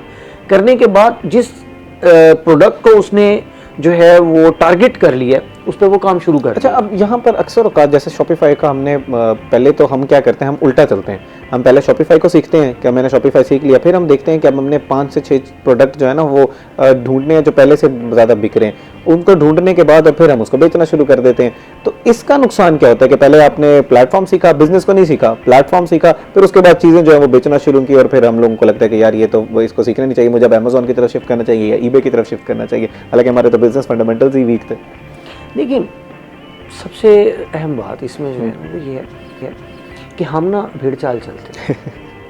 जो चीज़ बिक रही है ना वो तो बिक रही है, आप कुछ ऐसा ढूंढें जो मार्केट को तलाश है और उस पर वर्कअप करें। उसमें आपका प्रॉफिट मार्जिन भी ज़्यादा होगा, आपकी जो है कटिंग जिसको हम बोलते हैं वो भी ज़्यादा होगी। फिर वो जो बंदा उसका मैन्युफैक्चरर है, क्योंकि आप मैन्युफैक्चरर की तरफ तो नहीं जा रहे ना, बिल्कुल, वो आपको जो प्राइस है वो भी चीपर होगी, आपकी परचेज भी चीपर होगी। बजाय इसके कि एक बंदा मार्केट में ऑलरेडी आप किसी एक चीज को ले लेते हैं, सर्फ साबुन को ही ले लेते हैं, उसी में कोई एक पॉइंट हम लोग ले लेते हैं। चलें आज एक बिजनेस मॉडल बना के यहाँ से उठते हैं कि हम लोग कैमल स्किन लैंप्स जो हैं वो मुल्तान के बड़े फेमस हैं, या ब्लू पॉटरी है, कैमल स्किन लैंप्स को ले लेते हैं, उसको 2 हफ्ते लगते हैं 15 लैंप्स बनाने में। आपने एक बंदे के साथ मुआहदा किया कि मैं आपसे ये लूँगा, मैंने उसकी मार्केट कैसे देखनी है, मैंने उसके ऊपर वर्क किस तरह करना है, मुझे किन किन प्लेटफॉर्म्स पे बेचना चाहिए, इस पे ज़रा मुझे तफसील देखिए। अभी आपने जिस चीज़ का जिक्र किया है, इसकी डिमांड पाकिस्तान से ज़्यादा बाहर की है। ठीक है, ठीक है। अब आप उसके लिए जो है ना, सिंपली आपने उसने बिजनेस मॉडल में अगर यहाँ लोकल की बजाय बाहर की तरफ जा रहे हैं तो उसमें आपके पास अमेज़ॉन है, आपके पास शॉपिफाई है, ईबे है, ठीक है, और स्पेशली इस वक्त जो है वो नून है। अगर आप मिडल ईस्ट की तरफ जाते हैं, यूएई की तरफ जाते हैं, जीसीसी की तरफ जाते हैं, तो वहाँ पे नून है, ठीक है। अब उस पर आपने अपना अकाउंट बना लिया, फिर उसके बाद आपने पेमेंट मेथड ले लिया, जैसे कि पायनियर है, ठीक है, और अब लोकली आप जैज़ कैश में देख रहे हैं, ये यहाँ के जो भी आपने उसमें वो लगा लिया। उसके बाद आपने उसके कोई भी प्रोडक्ट जिसके साथ आपका मुआहदा हो गया, उसको आपने आके अपने स्टोर के ऊपर इनलिस्ट कर दिया। सही। इनलिस्ट करने के बाद अब फिर वही अगली बात, जब आप इंटरनेशनली जा रहे हैं, देन इससे पहले कि आप उसको स्टार्ट कर दें, आपने ये देखना है कि अगर आपके पास ऑर्डर आ गया एक लैंप का, और ऑर्डर आपका आया यूएई से, भेजना कैसे, तो आपने उसको यूएई में पहुंचाना कैसे है? आप उसको बाय एयर पहुंचाएंगे तो आपका रेट कैसे निकलेगा, आपने उसको बाय एयर भेजना कहां से है? क्या आप देखें, अगर अब आपने तो पैसा कमाना है ना, अब इसको अगर आप यहाँ लॉजिस्टिक वालों को दे देंगे कि जी इसको भेज दें, तो आपके पल्ले कुछ नहीं पड़ेगा। यहाँ से लॉजिस्टिक भी पैसे लेगा, वो आगे अपना एयर फ्रेट, फिर सस्ता ही है कि आपका वर्कअप जो है वो ये होना चाहिए कि आपको एयर स्पेस कैसे मिल रही है, उसमें आपके डेली के कितना माल जा रहा है, वहां से आप लें और उसको वहां भेज के वहां की किसी कंपनी के साथ आपको मुआहदा, और वो ये सारी चीजें आपको ऑनलाइन मिल जाती हैं। सही। कि वहां पे डिलीवरी के लिए आपको कौन सी कंपनी चाहिए जो दरवाजे पे जाके पहुंचा दे। और यूजुअली इसके लिए ये जो बिजनेस मॉडल है बाहर भेजने वाला, इसके लिए कितना कैपिटल चाहिए होता है इनिशियली इन्वेस्टमेंट? देखिए, इनिशियली मैं नहीं समझता कि इसको अगर हम पीकेआर में ले जाएं तो 2 लाख से ज्यादा चाहिए। अच्छा, बस देखिए आपने स्टार्ट लेना है, क्योंकि अगर आप 2 lakh is a very big amount. मैं नाज़रीन ये नहीं कह रहा कि 2 लाख कोई छोटी अमाउंट है, मैं ये कह रहा हूँ कि अगर आप बाहर बेचना चाह रहे हैं तो उस हवाले से आप यूएसडी के हवाले से देख लें कि 2 lakh is not a very big amount. क्योंकि आप छोटी चीज से शुरू कर रहे हैं। अगर आप लेदर्स में काम कर रहे हैं और उसमें आपने पर्स बैग्स भेजे तो उसको आप यूं लेंगे कि आप उसको 2 से 3 लाख पे ले जाएं, इससे ज्यादा आपको नहीं चाहिए। पाकिस्तान में तो मैं ये कहता होता हूँ कि आप 50,000 से भी स्टार्ट ले सकते हैं। और एक अकेला बंदा जिसने ये सारी चीजें एसईओ सीखनी है, आपने प्लेटफॉर्म का काम किस तरह करना है सीखना है, फिर ये सारी वर्किंग सीखनी है कि मुझे कौन से ऑनलाइन प्लेटफॉर्म है जहां से मैं भिजवा सकता हूँ, उसके बाद आपके पास 2 से 2.5 लाख रुपए की इन्वेस्टमेंट हो तो आप एक बिजनेस अच्छा स्टार्ट कर सकते हैं जिसमें अच्छा प्रॉफिट मार्जिन भी आपको मिल जाए। बिल्कुल ऐसे ही है, बिल्कुल ऐसे ही है। ठीक। लेकिन उसको नेक्स्ट स्टेप पे आप ये भी लेके जा सकते हैं, जब आपको लग रहा है कि मेरा सिस्टम चल रहा है तो फिर आपने अपने मुल्क के आइटम्स, बेहतर तो यही है कि यहाँ पे आपकी इन्वेस्टमेंट बहुत कम है, आप डायरेक्टली उठा सकते हैं मैन्युफैक्चरर से। अदरवाइज आप चाइना से मंगवा लें, आप इंडोनेशिया से मंगवा लें। इंडोनेशिया की बहुत सी चीज़ें ऐसी हैं जो लोग बहुत ज़्यादा पसंद करते हैं, आप वहाँ से ले लें। इसके अलावा आपके पास टर्की है, आप टर्की से ले लें, और ये सारी चीज़ें आपको ऑनलाइन मिल जाती हैं। यानी कि जैसे कि अली एक्सप्रेस है चाइना के लिए, तो उसको आप यूज़ कर लें, वहाँ से आप उठा लें। अब अगर इसमें एक चीज़ ऐड कीजिएगा कि मैं ये सारी चीज़ें खुद नहीं करता, लेकिन मैं दे देता हूँ थर्ड पार्टी को, मैं सोर्सिंग करा देता हूँ इसकी कि आप मेरा एसईओ जी महाशिर साहब देख लेंगे, मेरा जो वो काम है बाहर भेजने वाला काम है वो जनाब देख लेंगे, और बाकी जो है वो मैं सिर्फ आपको पैसे दे दूंगा। तो तब मुझे कैपिटल की कितनी जरूरत पड़ेगी?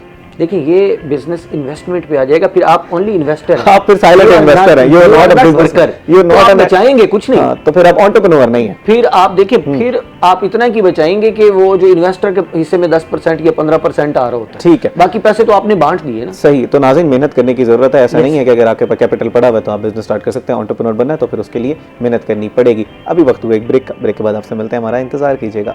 वेलकम बैक नाज़रीन। ब्रेक पर जाने से पहले हमें फ़खर रज़ा साहब ने बाहर भेजने का तरीका बताया कि अगर आप एक्सपोर्ट करना चाह रहे हैं, पाकिस्तान से बाहर चीज़ें बेचना चाह रहे हैं, तो उसके ऊपर मैंने उनसे सवाल किया था कि किस तरह भेजा जा सकता है। अभी वही कैमल स्किन लैंप्स के एग्जांपल के तो ले लेते हैं, और उसको अगर हम मुल्क में बेचना चाहते हैं तो उसको हमने क्या करना है, जहाँ पर डिमांड जो है वो वैसे थोड़ी सी कम है, चलें किसी ऐसी चीज़ को पकड़ लेते हैं जिसकी डिमांड जो है वो थोड़ी सी ज़्यादा हो। मुल्क के अंदर सर्फ की ले लेते हैं, हर हाउस होल्ड है ना, सर्फ और सोप ले लेते हैं। सर्फ और सोप को आप ले, ठीक है, उसमें भी बिल्कुल वही तरीकाकार है कि आप अपना स्टोर बनाएं। स्टोर बनाने के बाद उसको जो है, या बनाया जैसे शॉपिफाई ऑलरेडी चल रहा है, द्राज है यहाँ आपका पाकिस्तान में बहुत मशहूर है, वहाँ पे आप अपना स्टोर क्रिएट कर लें, और उसको जो है यहाँ पे आप लोकली, फिर बात वहीं आ जाएगी कि लोकली लॉजिस्टिक के साथ अपना मुआहदा कर लें, और उसके ऊपर आप वर्कअप करने के बाद बेशक आप उसको स्टोर नहीं करें, अगर आपके पास बजट कम है तो अगर मैं बाहर 2 लाख का कह रहा हूँ तो यहाँ 50,000 लाख से भी इस काम को शुरू कर सकते हैं। सही। उसको स्टोर करें, ऑर्डर है और उसको आप लोग जो है ना वो सप्लाई इवन उसका एक बेहतरीन तरीका ये भी है कि आप उसको अगर पाकिस्तान पूरे लेवल पे काम करना चाह रहे हैं तो किसी जो सप्लायर हैं, मतलब है कि आप ये देख रहे हैं इस्लामाबाद में कुछ सप्लायर हैं, कुछ गुजरांवाला में है, लाहौर में है, एक ग्रुप ऑफ कंपनीज भी चल रही हैं एक ही नाम से जो है वो उनकी हर जगह पे डिस्ट्रीब्यूशन है, उनके साथ आप कांटेक्ट कर लें। आप उसको सिर्फ जब आपके पास ऑर्डर आ रहा है आप उनको ऑर्डर फॉरवर्ड कर दें कि जी मेरा ये सामान जो है ये फलां जगह आप डिलीवर कर दें, ठीक है। तो इसका भी रिवाज इधर इतना बहुत ज़्यादा नहीं है, बिल्कुल नहीं है। बट अगर ये ट्रेंड चला दिया जाए तो हम इसको 24/7 भी चला सकते हैं। अब सर इसमें एक बुनियादी जो सवाल है वो ये है कि because you are an advocate as well, law को किस तरह समझना है, देन हम लोगों के पास क्या यहाँ पर फंडिंग की अपॉर्चुनिटीज़ मौजूद होती हैं अगर आप अपनी इतनी बड़ी कंपनी कर लेते हैं कि आप फिर उसको लिस्ट कर लेते हैं, फिर उस तरह के जो मसाइल हैं, जो टेक्निकल जो मसाइल आ रहे होते हैं उसको किस तरह देखना है, पे CEO, COOs इन लोगों की जो ज़रूरत पड़ रही होती है, एक्सपर्टीज़ की ज़रूरत पड़ रही होती है। एक छोटे लेवल से आपने स्टार्ट किया, फॉर एग्जांपल आपको कोई कानूनी मसला आ गया तो फिर उससे किस तरह लड़ना है? देखिए अगर छोटे लेवल पे भी आप स्टार्ट करें तो मैं तो सबसे पहले मशवरा यही दूंगा कि जैसे ही आपको लगता है कि मेरा बिजनेस ग्रो कर रहा है तो फौरी तौर पे आपको अपनी कंपनी फॉर्मेशन कर लेनी चाहिए, और स्पेशली आपको जो है जो बाद में आपको प्रॉब्लम आना है उससे बचने के लिए मैं आज बड़े तवज्जुह से और आपके चैनल के हवाले से ही अपने बिजनेसमैन लोगों को खास तौर पे जो बड़ा बिजनेस कर रहे हैं उनसे भी यही रिक्वेस्ट करूंगा कि कम और अपनी कंपनी को SCCP पे रजिस्टर्ड करवाएं। आपके पास सर्टिफिकेट ऑफ फॉर्मेशन, अब होता क्या है आपने अभी अपना यही बिजनेस में दरमियान से बात दूसरी तरफ लेके जा रहा हूं, उसकी आपने ब्रांच बनानी है किसी भी और कंट्री में, तो वो सबसे पहले पूछते हैं कि वेयर इज योर लाइसेंस। बिल्कुल। तो हमारे पास पता क्या होता है FBR का एक paper, that is not your license. आप SCCP से रजिस्टर्ड करें, SCCP पे अपनी कंपनी को चाहे आप LLC बना लें, प्राइवेट लिमिटेड कंपनी बना लें, public limited, whatsoever you want, आपके बिजनेस का वॉल्यूम के हिसाब से आप अपनी कंपनी को वहां रजिस्टर्ड करवाएं, उसके टैक्स नेटवर्क में आ जाए। ये कोई बहुत मुश्किल काम नहीं है, you have to hire one tax lawyer, ठीक है, और उसके साथ आप बिल के स्टार्ट से ही चीज़ों को प्रॉपर लेके चलें, ताकि कल कला जब अल्लाह ताला आपकी रोजी में बरकत डालता है और आप एक अच्छे बिजनेस को ग्रो कर जाते हैं और आपको लगता है कि अब मुझे इसकी ब्रांचेस बना लेनी चाहिए, तो everything should be streamlined. Everything should be streamlined, और जो आगे जाके आपको मुश्किलात होनी है, आपने सारी मेहनत कर ली, आपने SEO की स्किल्स भी सीख ली, आपने बिजनेस किस तरह बनाना है वो भी सीख ली, आपने मार्केट को भी देख लिया कि मार्केट में डिमांड किस चीज़ की है, आपने गैप भी आइडेंटिफाई, अब आपने प्रोडक्ट अपना पकड़ लिया, अब आप ग्रो कर रहे हैं, तो वहाँ पर अब आप इन सारी चीज़ों का ध्यान करें और पहले ही दिन से as a business, as a entrepreneur इसको लेकर चलें, अपनी कंपनी को रजिस्टर कराना, जिस तरह फराज साहब बता रहे हैं। आशिक साहब बिल्कुल, क्योंकि हम प्रोग्राम के इख्तिताम पर हैं पड़े, तो मैं चाहूँगा अगर आप कोई चीज़ आपको लगता है कि SEO के हवाले से मैं मिस कर गया हूँ, उस पर बात करना बहुत ज़रूरी है, तो वो प्लीज़ ऐड कर दीजिएगा और अपना फिर पैगाम भी दे दीजिएगा। एंड में यही कहूँगा कि जिस तरह अब आजकल AI आ गया है और AI की वजह से काफ़ी सारे रिजल्ट्स डायरेक्टली गूगल ऊपर शो करवा रहा है, जिसकी वजह से SEO की, जिस तरह मैंने कहा था कि वैल्यू जिस तरह पहले थी वैसे नहीं रही, बट उन SEOs की अभी भी वैल्यू है जो उसके अंदर रैंक करना भी जानते हैं। सही। And it's a tough thing to do, it's not easy, because अब पहले कंपटीशन आपका जो था उन 100 साइट्स के साथ था, अब आपके पास टॉप 3 का लिए एक छोटी सी स्पेस रह गई है, तो उसमें कंपटीशन ज़रा बढ़ गया है, ठीक है। तो और उसकी टेक्निक्स भी डिफरेंट है और वो न्यू चीज़ें रोल आउट हो रही हैं डेली बेसिस पे, तो वो एक डिफरेंट चीज़ है। तो जो लोग उसको क्रैक करेंगे, जो लोग उसमें अपनी एक्सपर्टीज़ रखेंगे, वो टॉप पे रहेंगे। और मेरा आखिरी पैगाम यही होगा कि कुछ भी मुश्किल नहीं होता, कंसिस्टेंट, परसिस्टेंट और जो है ना कांस्टेंट मेहनत से आप हर चीज़ अचीव कर सकते हैं। हर चीज़ जो है वो अचीव कर सकते हैं। फ़खर रज़ा मौलाना साहब, आपका भी बहुत शुक्रिया जी, आप हमारे साथ आज प्रोग्राम का हिस्सा बने। If you want to add something which you think I have missed, so please add कर दीजिएगा। और उसके बाद बहुत अच्छी गुफ्तगू रही, चीज़ों को हमने बहुत अच्छा समेटा भी। तो एट द एंड फिर मेरा वही पैगाम है अपने नौजवान भाइयों के लिए और बिजनेसमैन जो इस बिज़नेस में आना चाह रहे हैं, स्पेशली उनके लिए, कि अपने आप को अच्छा बिजनेसमैन बनाने के लिए डे 1 से लीगली चलें और उसको फिर बढ़ाते चले जाएं, मार्केट को ढूंढते चले जाएं और बढ़ाते चले और लीगली चलेंगे तो अल्लाह ताला फिर बरकत भी आपको डालेगा जब आप कानून को फॉलो कर रहे होंगे। जब आप बाईपास करने की कोशिश करेंगे लॉ को, तो फिर उसके अंदर अल्लाह ताला भी बरकत नहीं डालेगा और फिर मुश्किलात भी इवेंचुअली आपके लिए पैदा होना शुरू हो जाएंगे। और जिस तरह पाकिस्तान के अंदर हम ये बात कर रहे हैं कि अब हमने एंटरप्रेन्योरशिप की तरफ जाने की ज़रूरत है, हमें बिजनेस की तरफ जाने की ज़रूरत है ताकि हम एम्प्लॉयमेंट जनरेट कर सकें। तो दोनों मेहमानों का जी बहुत शुक्रिया जी, बहुत सैर हासिल गुफ्तगू रही। नाज़रीन, उम्मीद करते हैं कि आपको भी प्रोग्राम आज का पसंद आएगा। अब आपसे मुलाकात होगी कल एक नए प्रोग्राम, एक नए टॉपिक के साथ। तब तक अपने मेज़बान तेहाम आज़म को दीजिए इजाज़त। अल्लाह निगहबान।